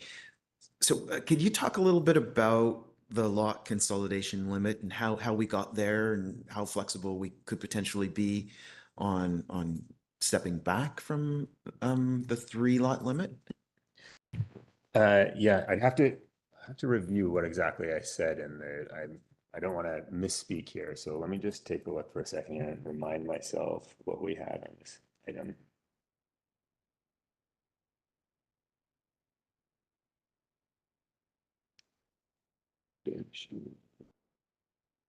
But generally speaking, I think earlier, there's an idea that, and we've used this in Cleveland, that we do like to have a variety of storefront design so we don't get monolith buildings. But as we've gone further down the design path and talked to architects about the challenges here, I would say that, maybe without me digging into it, I would say that there probably is rationale for adding some flexibility around consolidation because there are real challenges with design on these longer, narrower adjacent lots. And I think we've learned more about that through discussion with architects. So maybe I won't dig into it exactly right now, but I do think it is worth, given those challenges, considering some flexibility there. Okay, thanks. So some questions of my own. I just want to come back to the covenant for a second. I think you made some comments that we don't think they are legally viable, but I just want to clarify that regardless of what the courts might decide about those, it would, because we are not party, it's not our authority or role to enforce or waive those covenants. Our zoning would have, those covenants could not override our zoning. So our role is to do our zoning. And to the degree some court decides there's some conflict, that would be between property owners to sort out. And so from our perspective, we don't have a role in those covenants. So we proceed with our zoning, and it's for property owners to sort anything else out. Is that correct? Yes, I would say 100%, except one thing you said there was the covenants don't override our zoning. I would say that between the parties, if the covenants were appropriate and enforceable, they could supersede the decision somebody made with how they develop their property over our zoning. But it's not our role to decide, and our role is to create the zoning we think is appropriate. We're not bound to those. But if the covenants are enforceable under current provincial legislation, they could be a legal action that did prevent somebody from doing something that our zoning allowed. That is a possibility, but we are not a party to it or required to engage.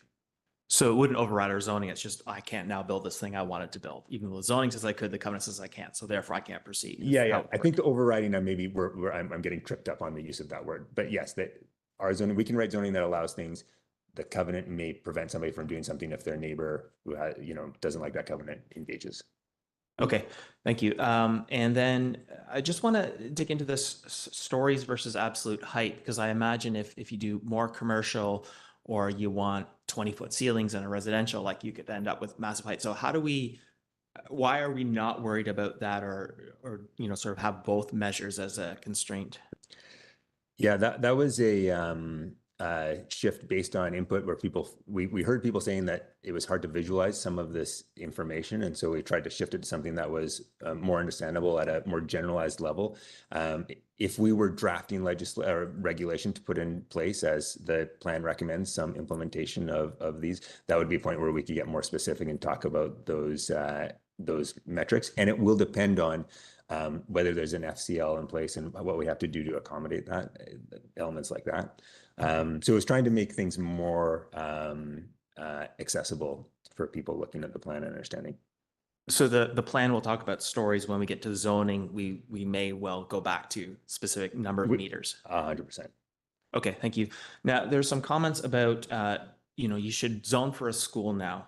And I just want to confirm my understanding is that we don't decide where schools go. The school board does. We're in consultation with them. They tell us where they want schools, and then we zone accordingly. And we haven't had a request. And further to that, my understanding is that zoning to school would be like zoning to park, whereas if we wanted to do that, we would have to expropriate, because this is an education thing.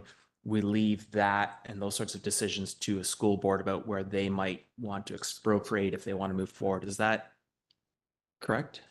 A couple of things.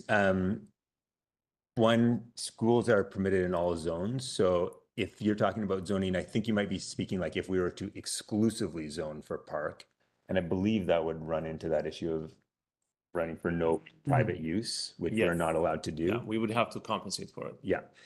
And the other piece, I would just say, I would agree with everything you said about how our decisions are intended to be made around identifying locations for schools. The school board has its planning process.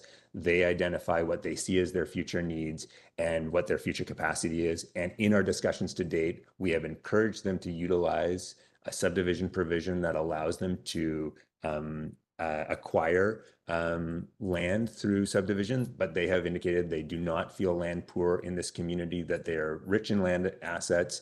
They have land to intensify existing school structures on with portables and then expansion of schools. And so they are not currently looking to acquire lands beyond what they have. That's what I've been told by their facilities people. Okay, I've got two more, and then I'll check the room again. I was curious, there's two properties on Diamond Head where we're allowing full residential, or the proposal, rather than a mix. And I just wanted to dig into that because these are corner lots, and intuitively, I would think if anywhere you'd want the commercial on the corner lot. So can you just speak to why that's the place we wouldn't allow commercial? I believe the policies are that there is a provision to allow residential only. The mixed use are allowed in those properties, but because those properties are critical connections to create that laneway from the adjacent, whether it's Culloden or Mamquam Road, that initial starting point is quite important. If it never flips over, then you'll never have a lane even started. So the residential only development has a far better pro forma because there's not a need to incorporate cement into the construction to address the mixed use needs and the commercial needs. And so those types of development are much easier to initiate, much more appealing. And so providing that provides an incentive to start that that type of development. And there's some provisions that encourage consolidation with the properties that have the critical starting point for the lane. Those properties are actually fairly small, and so encouraging that consolidation through the incentive of the potential of an apartment is what was seen as one option to get that thing going. But the apartment only are specific to a couple properties that are adjacent to properties that the lane is needed on. So it's a balancing act. Yes, corners are appealing. It doesn't prevent mixed use on those areas. It's trying to create an incentive for these smaller subdivided properties to consolidate and start a lane.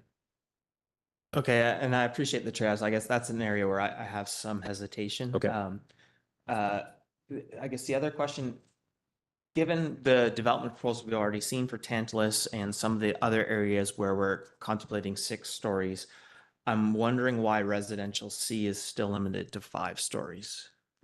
Or did I misread that? You're wondering like which one is limited to 5 stories? The mixed use. As residential C. I Oh yeah, mixed use residential C. Yeah, I think the focus has been on trying to find what will work on the bulk of those larger properties along the Diamond Head Road. I think if there is support for increased density and changes in that area, there would likely be some kind of commensurate consideration of those uses being applied to the mixed use B, which are really generally aligned with C. You're talking about the purple. Sorry. I got mixed up there for a second. Yeah, I think because it seemed, there's other areas where 6 seems to be contemplated, but only 5 in the purple residential okay. C, which. Apologies. I was thinking of the red properties, the B. The C, I think the response to the, to include 6 stories in the orange areas, the A, was because of the feedback from residents that were concerned about the viability. We didn't hear viability concerns from purple, the people in the C area, the owners there, although they did initially say that they would like 6 stories. But because there wasn't a strong reaction and request for 6, and there was concern from people adjacent in that Checamus Way, Garibaldi Way block about the differential in height between them and the 5.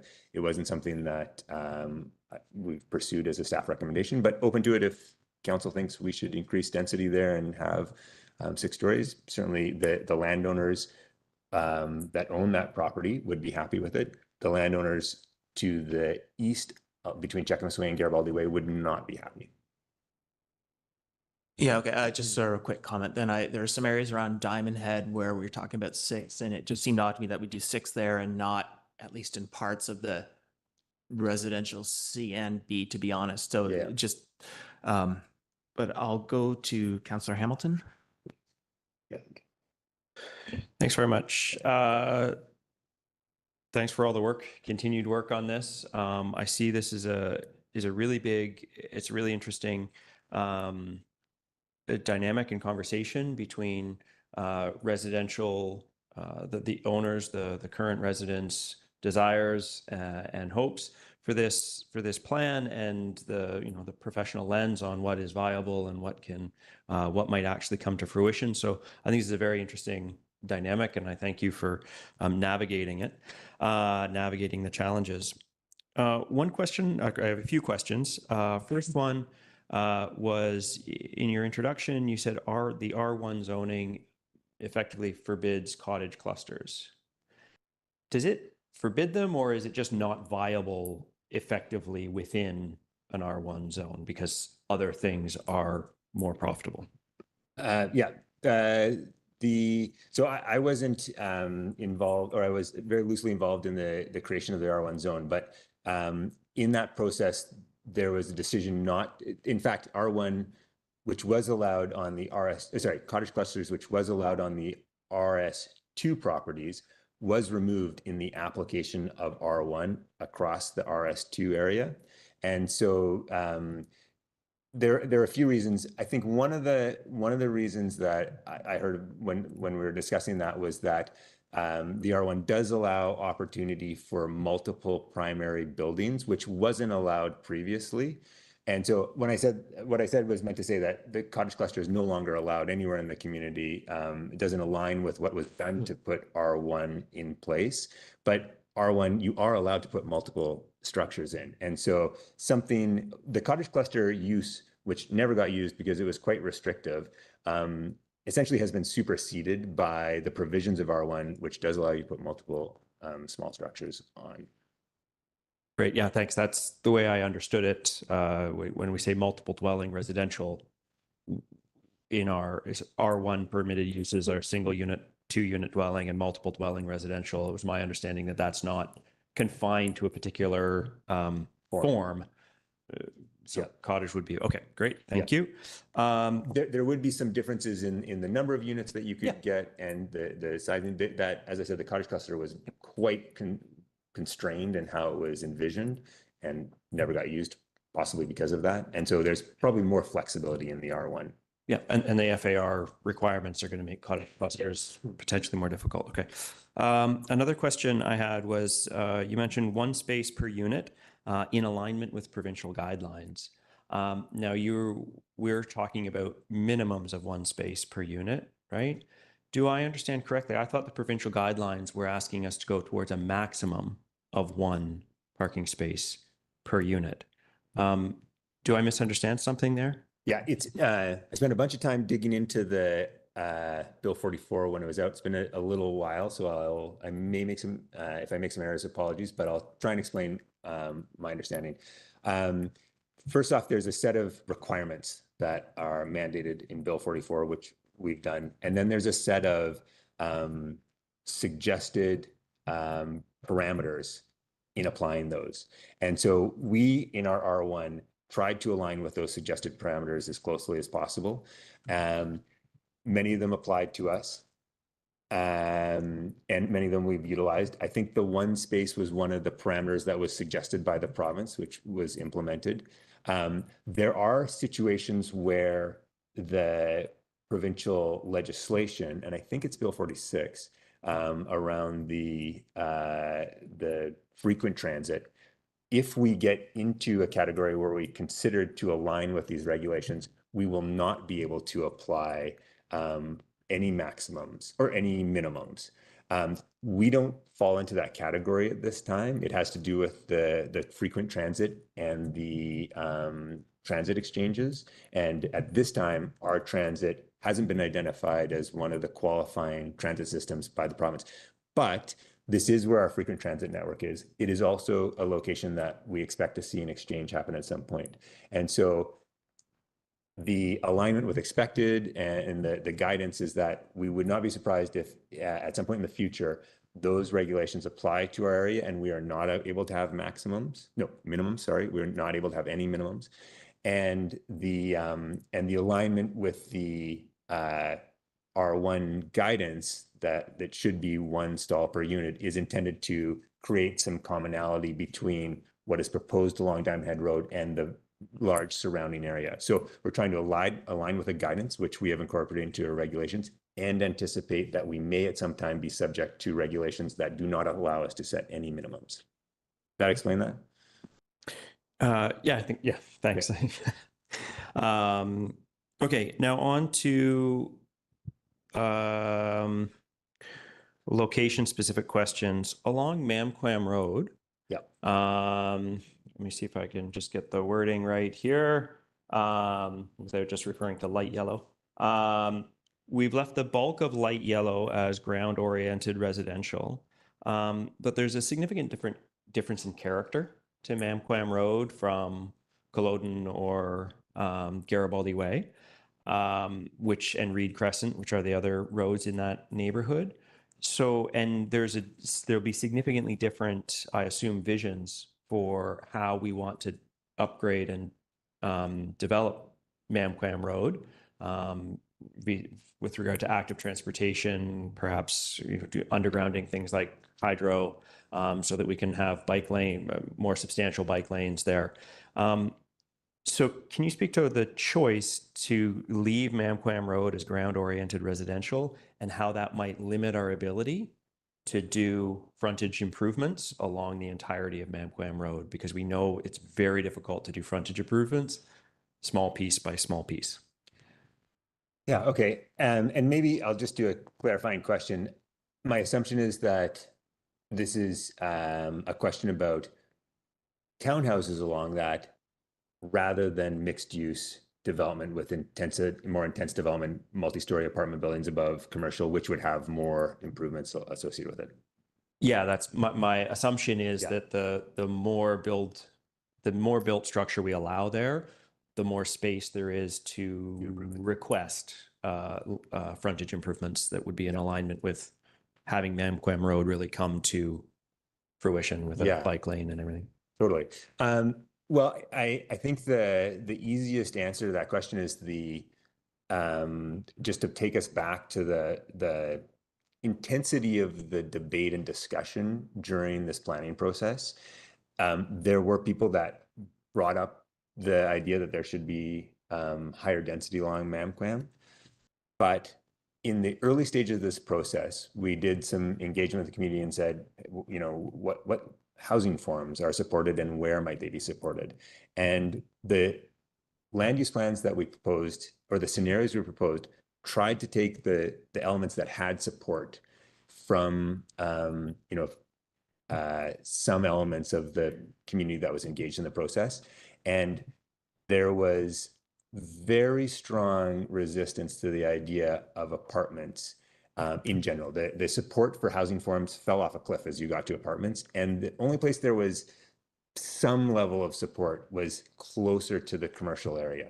So the scenarios that were proposed really were reflective of those and trying to find some area to create housing diversity across the neighborhood with some level of support.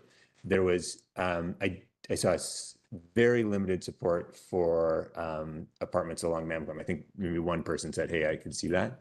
And so the scenarios that were brought forward were more reflective of trying to find some integration of that housing diversity with what was being heard in the engagement process.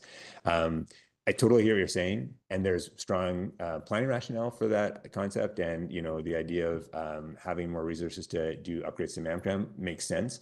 But that at that point, that wasn't the driving force in those decisions. It was more trying to bridge this idea of let's create diversity, and there's this intense challenge around what people are willing to accept that drove those scenarios. And so that what you're suggesting wasn't proposed because of that reason.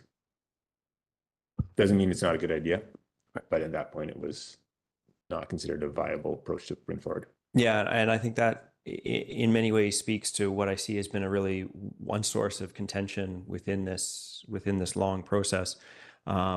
Is for residents and community members to have a clear idea of how we actually achieve things like active transportation, things like roads that handle the density that we need to do. One of the ways we do that is through the frontage improvements from development as opposed to increased taxes. So it's an interesting dynamic between how people imagine we achieve the outcomes they want and how we actually achieve the outcomes, the outcomes we want, right?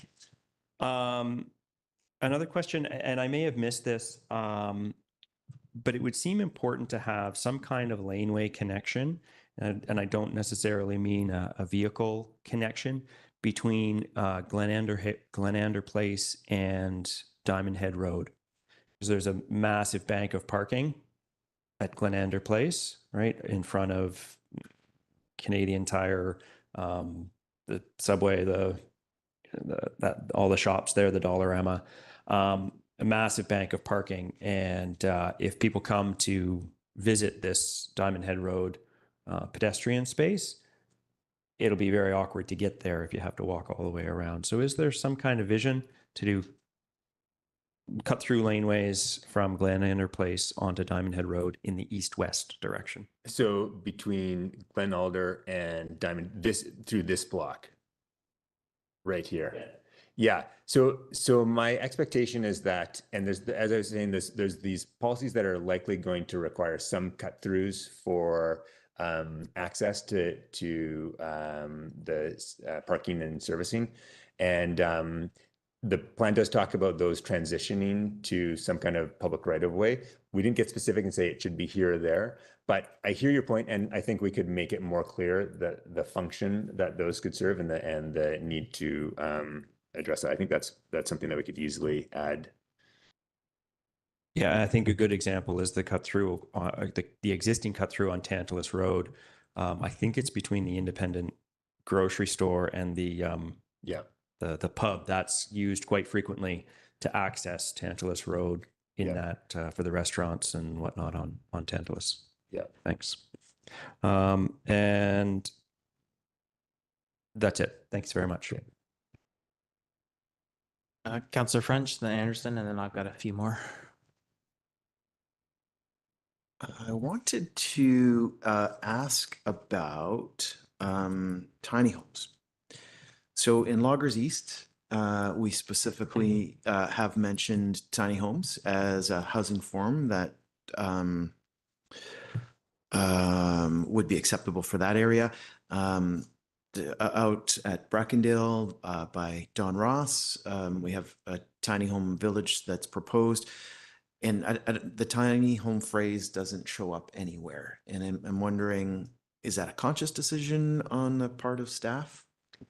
I think that at the time of drafting, the idea of the cottage cluster, smaller homes probably was more on the forefront of the kind of policy idea, but doesn't mean we shouldn't contemplate tiny homes. By tiny homes, do you mean homes that are mobile? Okay, yeah. Yeah, you know what? I'm totally happy to, go for it. Yeah. It's a good comment. Just one mention is that both of those scenarios on the Chikai Fan and the rural multifamily character of the neighborhood plan in the Loggers East area, fit well with this idea of more rural character and smaller homes versus this location here, which we're seeing, as an excellent place to have density because it's so well connected to the rest of the community. But I'm not opposed to adding, we want diversity and flexibility, so we could add support for tiny homes.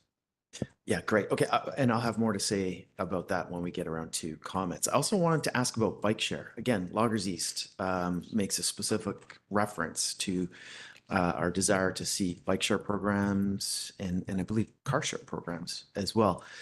And again, unless I missed it, I don't see those share vehicle concepts highlighted with the work we've done so far. I actually had it in there at one point, and then in discussion with transportation, they're like, this is more. I remember there was a bit of a concern. Oh, I know. I had put some policy around support for car shares in rezoning applications, and the comment I got was car shares. It's often very hard to work with the car share companies to get those that are. I can't remember if it was because the car share companies were hesitant to have their cars on private land, or the stratas had concerns with having public car shares on their land. It was one or the other, but there was some concern around the viability of that as a concept, and so it got pulled out. But do you remember? Do you know? Generally, I think the concern that we've heard from car share companies, and we have Moto in town who's operating, is that you need really large developments or lots of density. And when you have lots of density that is contributed by smaller developments, the car share needs to be on the public street, so it's widely accessible to all. So that would be another reason why we wouldn't want to see a car share specific to one development here. There may be a car share here when it becomes viable, for the car share companies to come into the area, but it's likely that in this scenario it would be on the road. But we could add support for car share on public property. Yeah. Yeah, that'd be, yeah. Chair, I have one more if you'll indulge me. Okay, I'm curious to get any thoughts you might have on timelines for the Master Creek hydrotechnical hazard assessment. It seems to me that this is pretty key to a lot of aspects of this plan, and having it sooner than later would be quite advantageous. So any thoughts on timing? I'd appreciate it.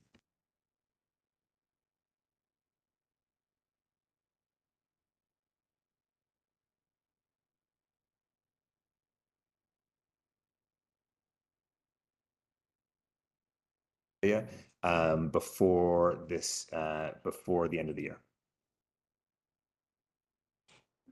Councillor Anderson. Thank you. Returning to a matter a couple of my colleagues have raised, and that is laneways, and we can observe that it's to quote you, Mr. Gunn, an awkward transition can be expected. It's difficult. I wonder if you may be able to, it's not least it's for the landowners, the setback is a real challenge for them and something they're not happy about potentially. Can you summarize how important the utilities, the solid waste services is for the goal of establishing these laneways? And why I ask is that if it is relatively important, should we not be looking at other solutions for utility services? And I passed around an example from another jurisdiction where quite successfully they've been using solid waste receptacles on the frontage, and have been quite successful in implementing that. Difficulty of establishing laneways is not unique, I'm sure. Could you summarize where the solid waste fits into our objective with these laneways? It is absolutely one of the key reasons. The solid waste and parking access are the two main reasons. So it is one of the very fundamental pieces. And I did receive the email that made it to me that you had sent. And I'm very happy to examine and look into that and see if that provides an alternative. We still would need parking access. And parking is the other key that we would like to have accessed from the laneways. But as I said, there are the possibility of having some access from the front, particularly if the FCL does not exist. And so it would be very much worthwhile to examine that. I was not aware of the example that you had shared, and I'm happy to look into it.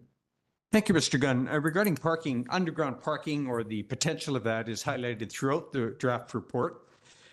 Property owners over the decades particularly the VLA portion of the estates have encountered ground conditions that are difficult due to high water tables.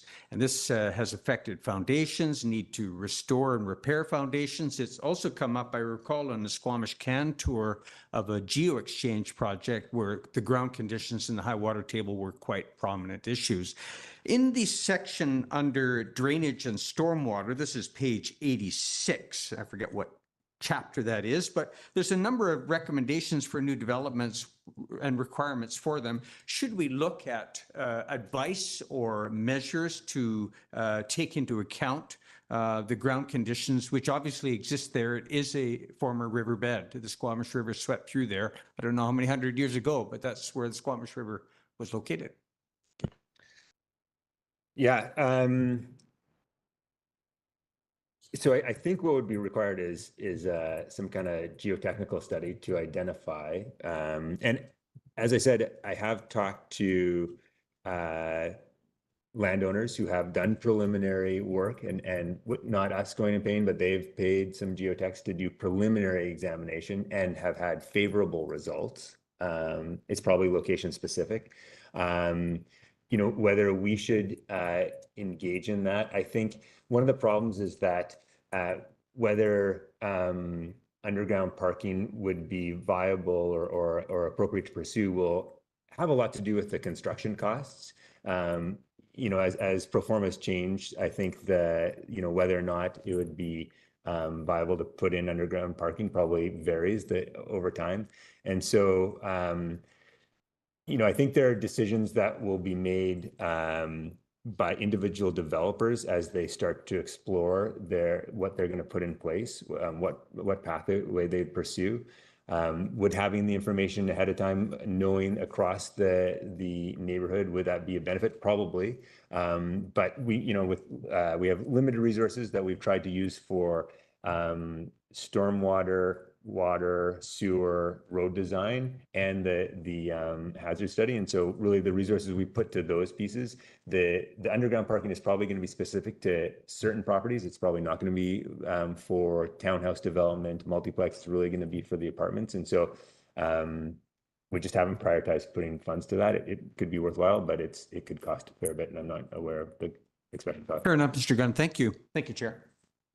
I have one or two more still of my own. On page 128 in our report, it talked about end of trip facilities and parks, and I didn't see, or I missed it, about end of trip facilities in commercial buildings. And I just want to understand the rationale behind end of trip in parks, because to my mind, these aren't trailheads. That would seem on the surface to me to be a low priority. Like, I think really important in commercial facilities for end of trip. I'm just wondering why that was mentioned in the context of parks. Yeah, so I think when we think of end of trip facilities in our zoning bylaw, they're quite specific with change rooms and showers and that sort of stuff.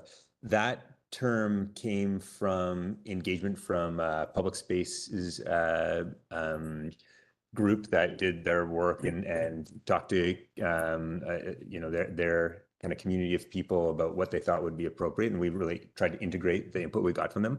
I think their use of the term end of trips facilities is quite different from what we might be talking about for a commercial building where somebody's going to work and needs to shower. I think we're talking more about a bike rack and maybe a covered space that they can park their bike under or something along those lines. I don't think we're talking about the level that we talk about in commercial facilities. I think we're really talking about much more limited facilities that just allow you to bike to a park and then go do something. So lock up. Maybe you're covered. Okay, maybe that's an opportunity for some clarification, because that confused me a bit.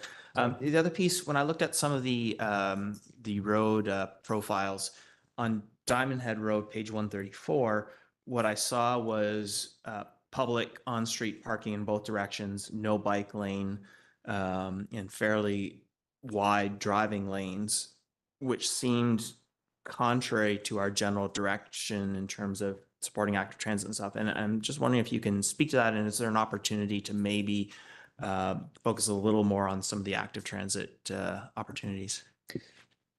Yeah, so that came out of a discussion around the alignment of biking and transit. And often those are seen as somewhat challenging to double up on a street. And the Diamond Head Road is currently envisioned as the route for our frequent transit network between the States and downtown. And the decision not to put the bike lane in that graphic was directly related to the idea to prioritize the transit along Diamond Head Road. And it was really, that was input from our transportation group. So, I was supportive of that focus on transit for that area.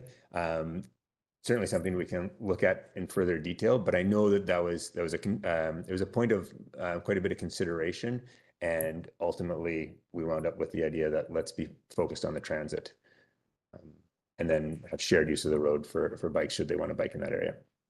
Okay, appreciate that. I guess my, support transit, active transit, and then if there's some space for public on-street parking, maybe that's the third on the list. But I'm hearing you. So I think we're at a point of comments now. I'd like to do comments before the resolution, just so we can check in with staff about if they need clarification or anything. So I'll maybe, Mayor Herford, if you're ready, go around, have you start us off for comments?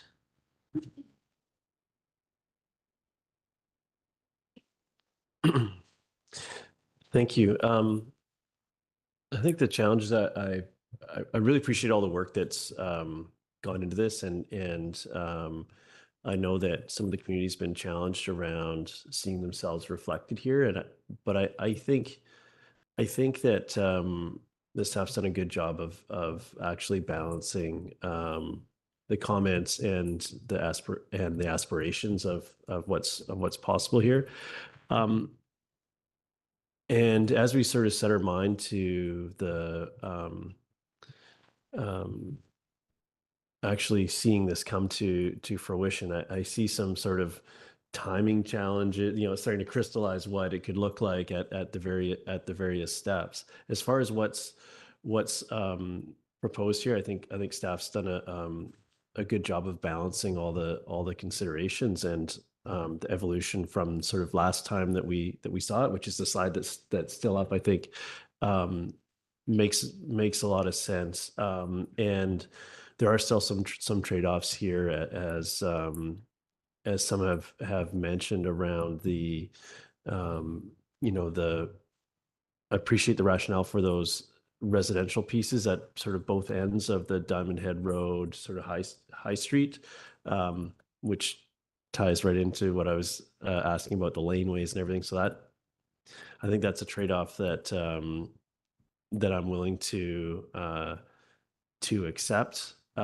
Similarly, along Malcolm Road, I envisioned at the beginning of this process more density right along Malcolm Road, but I appreciate the rationale for where we've landed here, and I think that reflects the desires of the community. So overall, I'm happy with where we are. With the one piece being that mixed use residential C, I think that area, this is an area that could support more.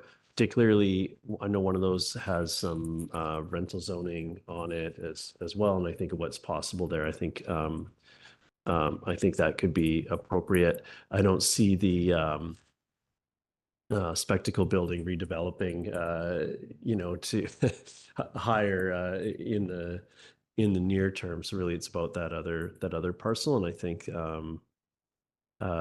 something there would need to be. Maybe there's other ways to take into account for the that transition into the neighborhood, whether it's stepping back on the sort of the back side of those properties or the east side for clarity. Maybe there's a path forward there. So I'm not saying we go all the way to 6, but I think that's worth some consideration, because there's I think it's a prime spot, and it's right in the middle of the services and existing services and so on. So I think this is also this plan also does reflect a lot of ambitions around frequent transit network and other improvements to access to highway and so on that really do need to come along sort of with the timing of redevelopment. And I know that we're working hard as a council to ensure that happens on the transit side, but we do need cooperation and investment from the province and from Modi on some of these highway access to look after some of these friction points as things develop over time. And I acknowledge we have some of these pieces, we have time, like the transit network, and others I'd say that we don't. As far as Malcolm Road 99, it's, in my opinion, failing today. And we've heard from our community on this piece. So provided those other pieces come, which does take the province to help us with the transit funding, which we are planning for, and I think the timing will align. But these interactions, the intersections to the highway are things that are, I know there's capacity here, and there's a design that will facilitate the density that we're discussing here and beyond. But it needs to happen. And I know that's not necessarily for those sitting at this table, but we need to continue those conversations and actually realize those improvements before this is really, this plan really reflects a livable community. But I am really excited about a lot of aspects of this, particularly the Diamond Head Road realm and what could be possible there for a new high street going forward. So no, and the cottage club, I wanted to talk a little bit about the tiny home piece, and I really appreciate the sort of the desire here for that higher density. And I think the tiny home definition and is interesting and can mean many things. A few small structures on a lot, are those tiny? Are they not? Is it mobile, which was the first question that was asked? But I think that supporting those pieces that are that higher density is really important here. So I'm not particularly excited about the idea of tiny homes overall here, except for maybe sliding one onto a lot that already has a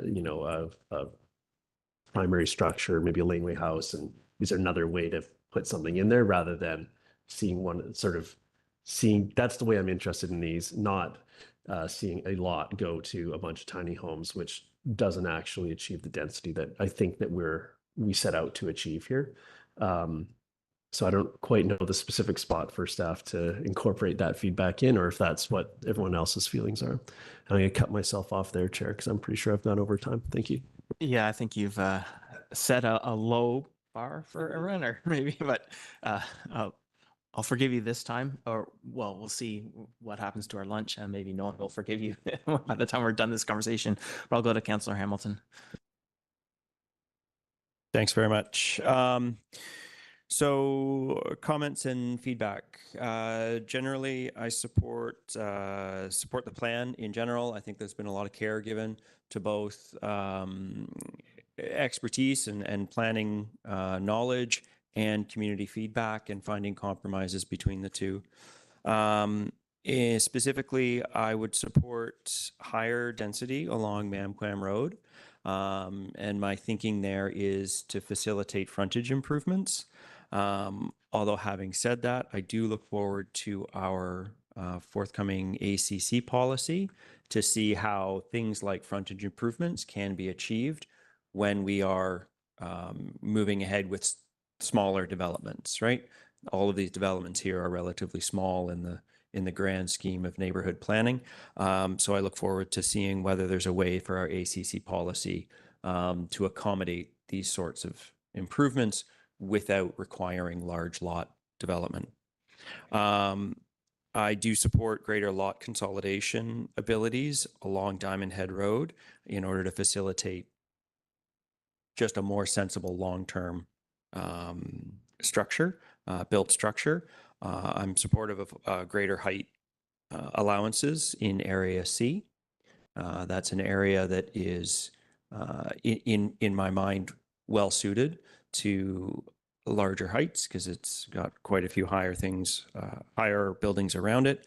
And I'm feeling like I'm standing on a soapbox when I say these, but I'll do it again anyways. I support removing the parking minimums, the parking zoning minimums. I think that the district should get out of the business of zoning for parking minimums and allowing people to choose whether they have a place to park their vehicle on their property or whether they choose to rely on district property or some other property to park their vehicle. And if they do decide to rely on the district or some other property owner to park their vehicle, they should consider an expense related to that. So I think that we should move towards removing parking requirements in our zoning to allow people to decide whether or not they want to pay for parking on their property or not. Anyways, thanks very much. Councillor Anderson. To start with, staff has outlined two options, particularly relevant to the Diamond Head Road area.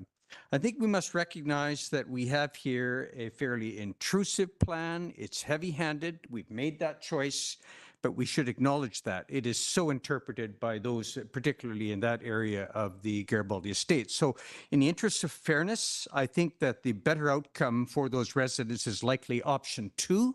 It's the one I'm more comfortable with. Moving to parking, I don't think we have a consensus on council. We haven't had, in my memory, on that topic. I'm very skeptical about the implications of the Bill 44 and the parking standards, the vision outlined on page 44 for anticipated frequent transit network land uses. I'm concerned we're going to create a mess or we're going to have unintended consequences, and that we should be careful that the province's vision is really coming from the Broadway corridor, and we will never have a Broadway corridor. The key difference is that, and by the way, I'm just very glad to see the notion of a parking plan being developed, and I'll be keen to see the outcome of that. But we're not a Broadway corridor because we have a substantial commuting population. There's discussion in the transportation background here about density of jobs and residents. We're not, we have a substantial number of people disconnected from their job sites in terms of distance and with no other option but a car. And I just don't see us grappling with that or taking that into account. Mr. Gunn, you may be familiar with this chart produced a while back for a smart growth incentive illustration. And the key figure here is that the community as a whole, the community at large has a housing jobs ratio imbalance. And that's different than the Broadway corridor. The concept of the transit exchange, perhaps in Garibaldi Village area, might include a parking facility. In Europe, I see this quite often, and these are designed perhaps to be repurposed when we decide or realize we don't need those parking facilities any longer, and they're designed to be repurposed.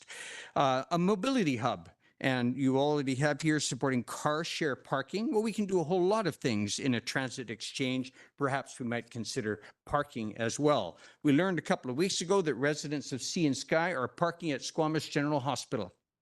Well, the Garibaldi Village parking lot area is a lot closer to the VLA and estates than the Squamish General Hospital is to Sea and Sky. I think we have to be realistic. The, excuse me, cultural facilities, I feel that is neglected a bit. And there are 3 institutional sites, churches, in fact, that is their background and past and present. And 2 of them have been extensively used for performing arts or by performing arts organizations, and that should not be overlooked.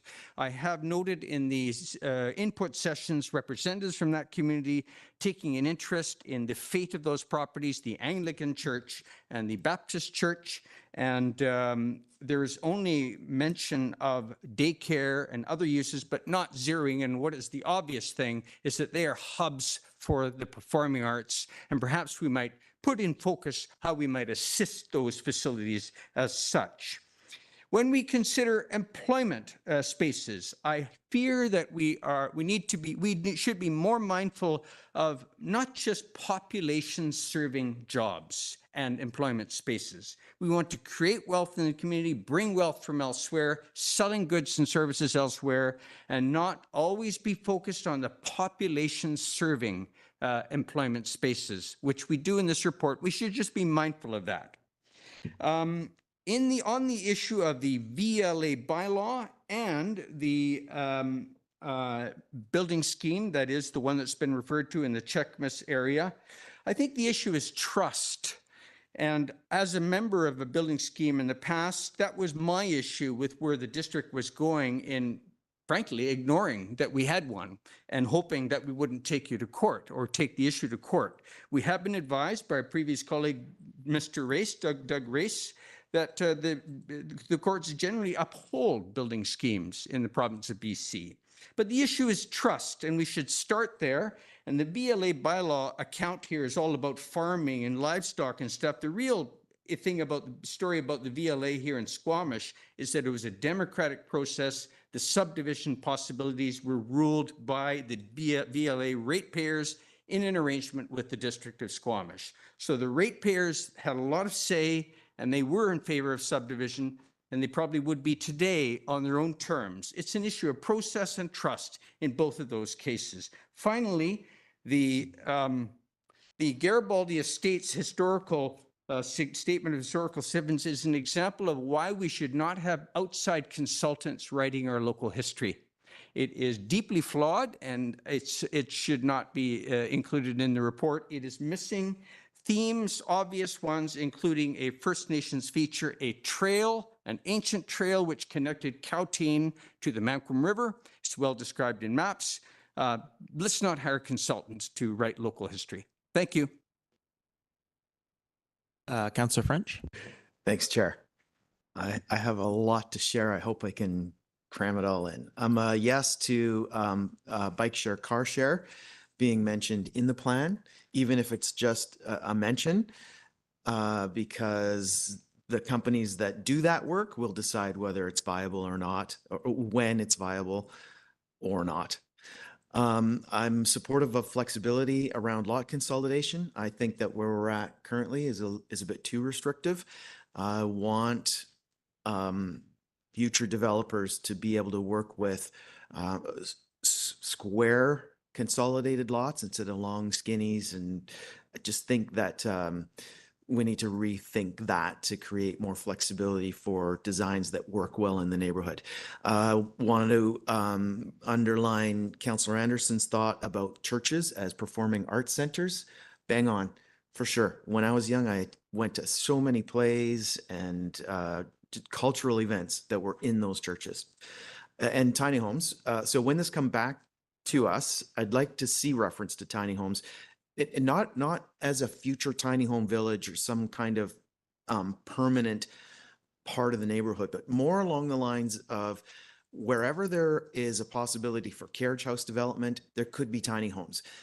So I see great potential for tiny home use in the near term in this neighborhood as it evolves. So one advantage of a tiny home scenario is the temporary nature of the housing form. So many properties in this neighborhood, and particularly along Diamond Head Road, are properties that don't already have an accessory dwelling unit that could benefit by having a tiny home as near term while the lot is undergoing potential consolidation and moving towards greater densification.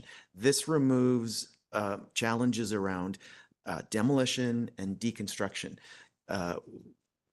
We're likely going to see some accessory dwelling units that currently exist not there 10 years from now. Tiny homes increase the flexibility around offering the housing that we need while we transition to the greater density. I already see it in this plan, emphasis on pedestrian and bike safety. Anywhere we can underscore that, I'd love to see it. And then the specific things that planning's looking for in feedback, apartments in the mixed use residential area on Diamond Head Road, I support option 2. And the other 2 bits of feedback you're looking for, I support the staff recommendations around the ground-oriented residential townhouses, Cheakamus Road, Garibaldi Way. In the purple zone, I support going 6 stories. I think that additional floor could be valuable with the flexibility to allow stepping down in the areas around that purple zone, because I hear the concern of the folks that would be impacted by that additional floor in the purple zone, because that does create a significant height increase. Also fully supportive of the food production emphasis that we have currently in the plan. And my final thought is, 2 final thoughts. Laneways, I'm more comfortable with that notion now than I was yesterday, thanks to the words of planning around the laneways and the justification. And I hear and read a lot that many people feel they've been ignored through this process. And I want to say to those folks, I get it. We may not be going in the direction those folks want, but I know that in my case, I am not ignoring those voices. I hear the frustration. I hear the folks that would like their property to stay as it has been for the last 30 years. I wish that could be the case for those people. We're growing 30,000 population in May, and we need to plan for the additional people that are coming to our community. And I think that this plan, where we're at now, is going to help to take us there. Councillor Greenlaw. Thanks. Through the chair. Thanks for all your hard work on this. I had to chicken scratch this out because I was in spinning wheel of death for most of your most of your presentation, so hopefully I can get through this. I do have a hard time getting behind this proposal, just in part because it is such a stark departure from the current neighborhood's form and character. And I appreciate that this is a complex issue, that we are in a housing crisis, or more specifically, an affordable housing crisis. But it is one of many crises that we are currently facing, unfortunately. And when we talk about density like this, about drastically increasing the population of a concentrated area like this, I think about school spaces, daycares, doctors, infrastructure, and intersections, which are all currently pain points for this community and are largely outside of this table's jurisdiction. I think about green spaces turning into paved surfaces, impairing our environment's ability to absorb atmospheric rivers and increase runoff of dangerous chemicals directly into our salmon-bearing tributaries. I think about biodiversity and tree canopy loss. In this specific neighborhood, I do very much worry about the loss of arable land. And to your point about the importance of creating commercial space now so that down the line we don't have to battle with converting lucrative residential land back to commercial, that's how I feel about critical wild spaces and arable land. With climate change comes food insecurity, and we are increasingly degrading our arable land throughout the province for more lucrative in the short-term applications, which increases our vulnerability to international food shortages that we are beginning to see as a result of climate change. I do have a difficult time accepting that our primary and seemingly only way out of the housing crisis is densification and new builds without exploring limitations on international investments, predatory landlords, REITs, and different land lending modalities that facilitate ownership. My overall productive comments to the staff as we proceed are: parks are nice, but biodiversity and wildlife habitat is essential, as is food production and arable land. Our environment is struggling, and fun fact, we do need that to be healthy for us to quite literally survive. And anything in contradiction to our health is a short-term solution. So any preservation of arable areas and unmanicured natural spaces should be prioritized. I've heard from the residents who know better than I do that option 2 is preferred. And also I've heard concerns around the laneway, specifically down Culloden, with respects to green space loss, habitat loss, and sound and privacy barriers. I agree with some of Councillor Anderson's comment. I like the idea of having more parking infrastructure, and specifically, you know, he keeps mentioning Europe. They have the awesomest bike parking. Like, it's wild. So, you know, when I'm talking about parking infrastructure, I'm also talking about like really ramping up bike infrastructure so that this can be a proper transit hub in a transitioning community, you know. And I too have concerns around depending on the viability of underground parking in an ancient riverbed in an earthquake-prone zone.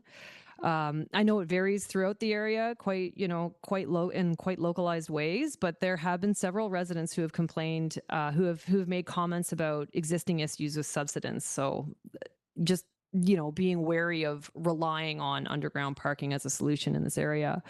I am ever on Team Tiny Home, and also the bike share, ride share piece. Oh my God, I'm trying to read this case. So increased density in residential area C, as Mayor Herford was saying, as Councillor Pettengill was saying, prioritizing the bike access as well. I do wonder about I'm a big fan of good design and very useful design. I like practicality, and the lot consolidation for holistic designs is something that I would consider as well. And also echoing Councillor Hamilton's comments about concerns around the frontages on Mamquam. I don't know how I feel about increased density there, but we do see that a lot downtown with these hodgepodge solutions of frontages, and it would be really nice to have a more holistic approach on that portion. And I largely disagree with his comments on parking, so enjoy herding these butterflies as per usual. Okay, thank you. So I have a number of comments of my own. Start off with oh, sorry, Councillor Greenlight, do you want to finish? I had one more comment. And where we're talking about park design, please consider adequate parking and bathrooms for those of us who are cruising around with little ones in tow, and other people as well. Thank you. I have a few comments that are maybe better belong in a general OCP, but I keep on wanting to put them in these neighborhood plans because I think they're missing maybe at the higher level. And so maybe it comes with a general OCP adjustment, but I would like to see some clear language about removing dependence on fossil fuel infrastructure, not putting any new infrastructure in. And we may also want some language about embodied emissions and reducing those. Again, maybe these are better done at a higher level rather than neighborhood, but they need to be in one or the other for me, I think, to get there on this. A little bit related to that too is childcare drop off and pickup, making sure that, you know, there's more and more parents with their kids on their bikes, that they're not having to cross drivers that are going to the daycare drop off. So just as we're thinking about designing these things, that we're thinking about the mode switch in these contexts too. I mentioned about Diamond Head and the relationship between on-street parking versus bike lanes. And I think, you know, the active transit piece should have a bit more priority there. At UBCM, it was part of an interesting discussion, and I know we and others have made some moves to some sort of pre-approved building designs. And the conversation was that some of the, you know, unique step backs in different neighborhoods on different streets are really problematic for these designs and make them unviable, and then you lose the affordability and all of that. So I just want to be very cautious as we're thinking about step backs, especially at upper levels. We're really thinking about the impacts on some of these affordability measures in terms of building. And I, you know, don't know the details of all that, but that's something that should require some thought, I think. I am concerned about anything that would require 2 stories of underground parking or even 1. You know, I think I'm probably on the same page as Councillor Hamilton. We know lots of changes are coming, so let's not really, you know, make these buildings really expensive because you require 2 stories of underground parking for what we hope is the short term. I think in terms of the options, I generally prefer option 2 with a couple of caveats. This is meant to be a long-term plan, and we've told people, and I think we believe that this is not an overnight change. This will roll out over time. And I understand there are affordability concerns in the short term, but in my mind, that should be a fairly small part of how we're designing things, especially because we expect this to be a long-term rollout. And so we want to be generally smart and not require things that over the long term are also going to be more expensive. But I don't want to get too focused on the immediate market condition of as we're designing our solutions. And I also, you know, there's some comments about increasing value, protecting value for existing landowners.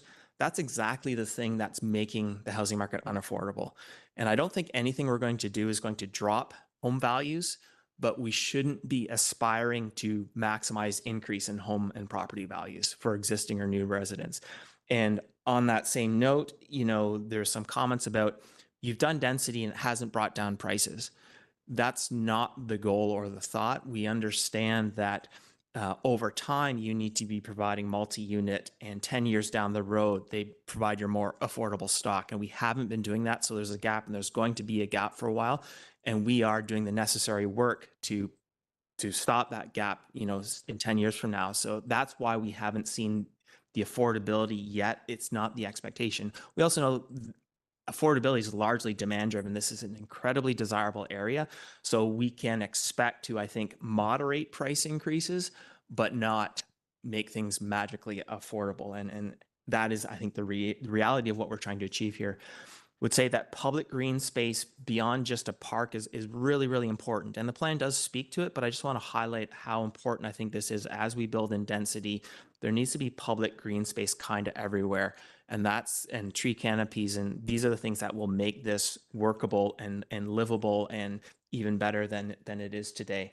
I think we should be setting the expectation early. And this is to the parking comments that this is not a place where you leave the city and bring all your cars. I think we should set the expectation that come here, leave your car in the city. And that's because everything, and I said this the other night, everything we have built in Squamish, we have required people to build it for car first families and residents. We have allowed for nothing that is car free first. And I think we need to start providing some of those options. And we heard at our last public hearing that people sort of just made the assumption there'd be public parking on the streets and all that. And then we get these conflicts. So I think while this is more of an implementation thing, we need to think early days about managing public on-street parking, what we have, and think about, you know, shorter interim measures for traffic calming, like speed bumps and so on, to set that expectation that this is not a place where you move, you drive your 100 cars super fast and park them easily and so on. We're starting the shift, and let's start setting those expectations now. I think that might help make this a smoother transition, although it will be a long-term transition. I spoke to, I think there should be some consistency between residential B and C and Diamond Head, and like this 5-6 story thing seems a bit mismatched. And I think maybe 6-story is more for these areas what is appropriate. I missed the piece about Mamquam, and I would be for reconsidering the idea of putting a bit more density along Mamquam. I think there's a lot of justification for this.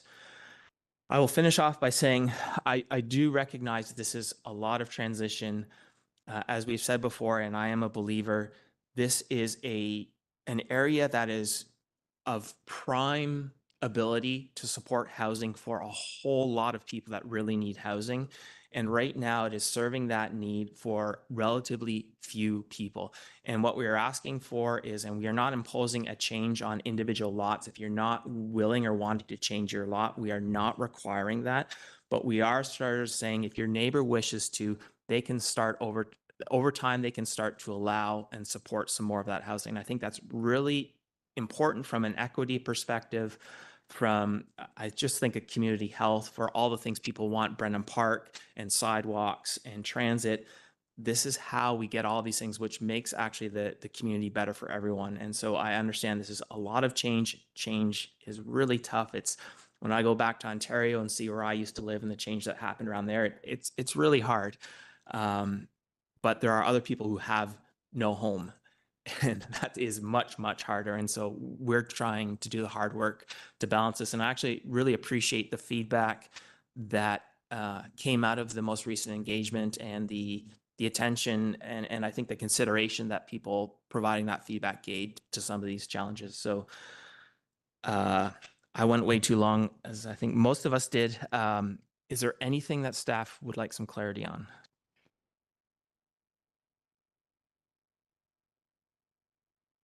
I heard at least 2 people say apartments along Mamquam, and that's quite a shift. It would be good to have clarity from the council as a whole if that's something we should be pursuing. It seems Councillor Anderson would like to share his opinion.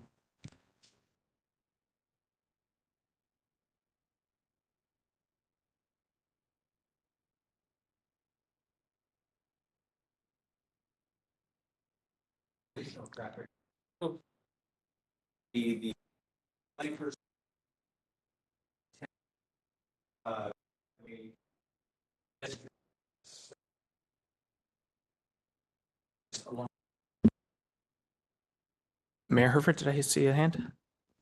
Thank you. I expressed that I was expecting to see some, but I appreciate the rationale for where we landed. So I'm comfortable with where we landed. So that's where I'm. Councillor Hamilton? Yeah, just to clarify and perhaps a little bit in response to Councillor Anderson's comment, it's actually for public safety that I'm interested in seeing higher density along Mamquam Road, because I know that it's the higher density in the way that we current facilitate frontage improvements. It's the higher density that allows the frontage improvements, that allows that road to be upgraded to something with perhaps a separated bike lane, which I think is would be highly desirable along Mamquam Road. And yeah, and as a reminder, I believe there's actually already an apartment on, I think it's 3, maybe 4 stories on Mamquam Road. There's already one there on the far east end, the Symphony unit. Thanks. I'll just jump in quickly. That's part of my rationale, is thinking about that building, and it seems that could be a workable thing there. But Councillor French? Yeah, thanks for seeking that clarification. I lean towards not having apartments on Manquam. Just stick with the one we've got up by the golf course and allow the apartments in the purple zone and where staff is currently proposing. So it sounds like we're 3 against 2, 4 at this point. Councillor Greenland, did you want to weigh in? I don't have a strong opinion about, I mean, I would consider an apartment on Mamquam, I guess, but from my perspective, the bigger issue was the holistic frontage. That's where I was concerned, as opposed to actually increasing density and bringing in apartment building. Okay, so it seems there's some split there, but a majority is more comfortable with the recommendation at this point, is what it seems like. So I guess we will leave it there. Is there any further clarity you would like?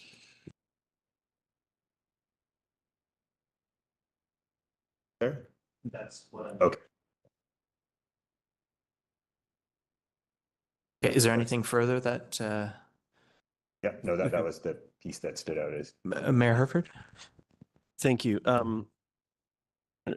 We haven't had anything moved or seconded. So the second point here is recommend staff prepare a final Garibaldi neighborhood plan based on the comments received and bring it to first and second reading. And I just wonder if anything here, you asked for that clarity, and I appreciate we got there, was substantive enough that you feel that that's not the course of action, like it requires another cow. Like you feel with what the feedback you've heard, that's still the staff recommendation that it come for readings as a next step?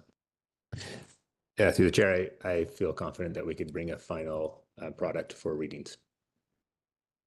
Okay. With that, okay. Councillor Hamilton? Thanks. Given council's preferred direction of not seeing increased density on Mamquam Road, could I perhaps ask staff to apply their mind to and recommend to council how we might achieve the frontage improvements that would presumably happen along Mamquam Road to facilitate something like a separated bike path? Can I make a really quick 1-second comment to that? There is a long strip of publicly owned property, quite wide, in that area, which does provide quite a bit of opportunity. Funding is the question, but yes, if there's opportunity, and I hear your point. Okay, so and then Mayor Herford, are you ready to move the staff recommendation? Yeah, just with some slight change to the wording that reflects that we gave the feedback during comments. So that the committee received the Garibaldi Estates Neighborhood Plan, Stage 4 summary for information, and endorse the draft plan and incorporate the feedback shared during the meeting on those items. And then 2 is recommend staff prepare the Garibaldi neighborhood plan based on comments received and at this committee of the whole meeting, and bring the plan to council for first and second readings in future. Okay, and do we have a seconder? Councillor Anderson seconds, and a minute taker, is that clear? Okay. Discussion, and I've let us go over. I'll be really. I've noticed that, so I'm going to try to be really short. But just thank you for all the hard work with this. It's incredibly challenging to balance out all the future needs of the community and aspirations of various parties, as well as the desire of current residents, which might be different from neighbor to neighbor as you go through this. So I think we've got to a robust plan here that does a very good job of reflecting all of those and all of those pieces. And I know the process hasn't been without its challenges. So thank you so much for the work, and I think we've got to a very supportable outcome here. I look forward to seeing sort of the refinement going into when this comes back for second reading. So thank you. Councillor Anderson. Firstly, I support Councillor Hamilton's suggestion that improvements to Malcolm Road should be pursued ongoing, investigated solutions there. We don't want to replicate the parking mayhem close to the golf course facility. However, and we also would need to take into account the traffic trends that are inevitable for that major road. More broadly, I regret that we haven't visited in our discussion today the issue of transition zones or transitions between the different precincts of the area.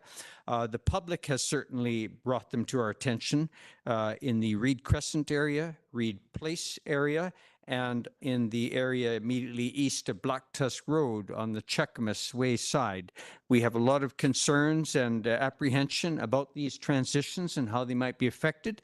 And I would have wished that we might have spent some time in addressing those prominent concerns. However, I hope that people in the neighborhood will notice some of the cautionary tactics that are in the text of the draft and assurances that there will be ongoing evaluation and different things might happen, might unfold according to outcomes that get delivered to us in the short and medium term. Thank you. Councillor French. Thanks, Chair. Mostly speaking to buy some time for Councillor Greenlaw to get back for the vote. I want to acknowledge the many people who live in the neighborhood or are thinking they may move into the neighborhood for their participation in this process. It's been long, it's been drawn out. It's been contentious and some of the conversations have been difficult, and yet even in this last round of consultation, participation, I think, was good and productive. And for that, I'm thankful. And then with that, I guess my final thought in supporting the motion is let's get on with it. Okay, before I call the question, just say once again, thanks to the staff and the community for all the work on this. I know it has been challenging for everyone. I think we've come a long way and have got to something that certainly has some compromise, but makes some thoughtful and good compromise. I know from riding my bike and driving through that neighborhood, but also meeting the people. It's a fantastic neighborhood with great people who care deeply about their community. It is intimidating sometimes on a bike or a car because of the design. And so I think as part of what we're doing, I do see big opportunity to improve that. And I'm hoping that that's one of the things that will come out of this is whether you're in a car, on a bike, or with a stroller, it's a lot easier and more pleasant to get around. I think this is a fantastic place already, and I see this as making it an even better place for more people. I think a lot of people would love to be part of this community, and I hope we can provide that opportunity to more people through some of this work. So with that, I will call the question. All those in favor? Motion carries. Thank you. Mayor Herford? Okay, seconder. Councillor Hamilton, all those in favor? Motion carries. And yeah, we are terminated. I guess, what time do you want to come back?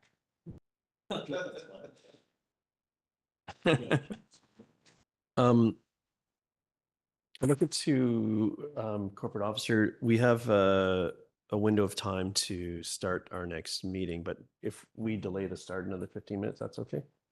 Is that we're scheduled to start at 1:15, but I feel like we may need a longer than a half hour. I'd prefer longer than a half hour for food. Yeah, you can start later and also added in additional items. Okay, so we are 15 minutes behind, but we'll try to just claw back 10. So we'll start at, actually we'll start at 20 after, so we get 20 minutes or 35 minutes for food. Okay, thank you.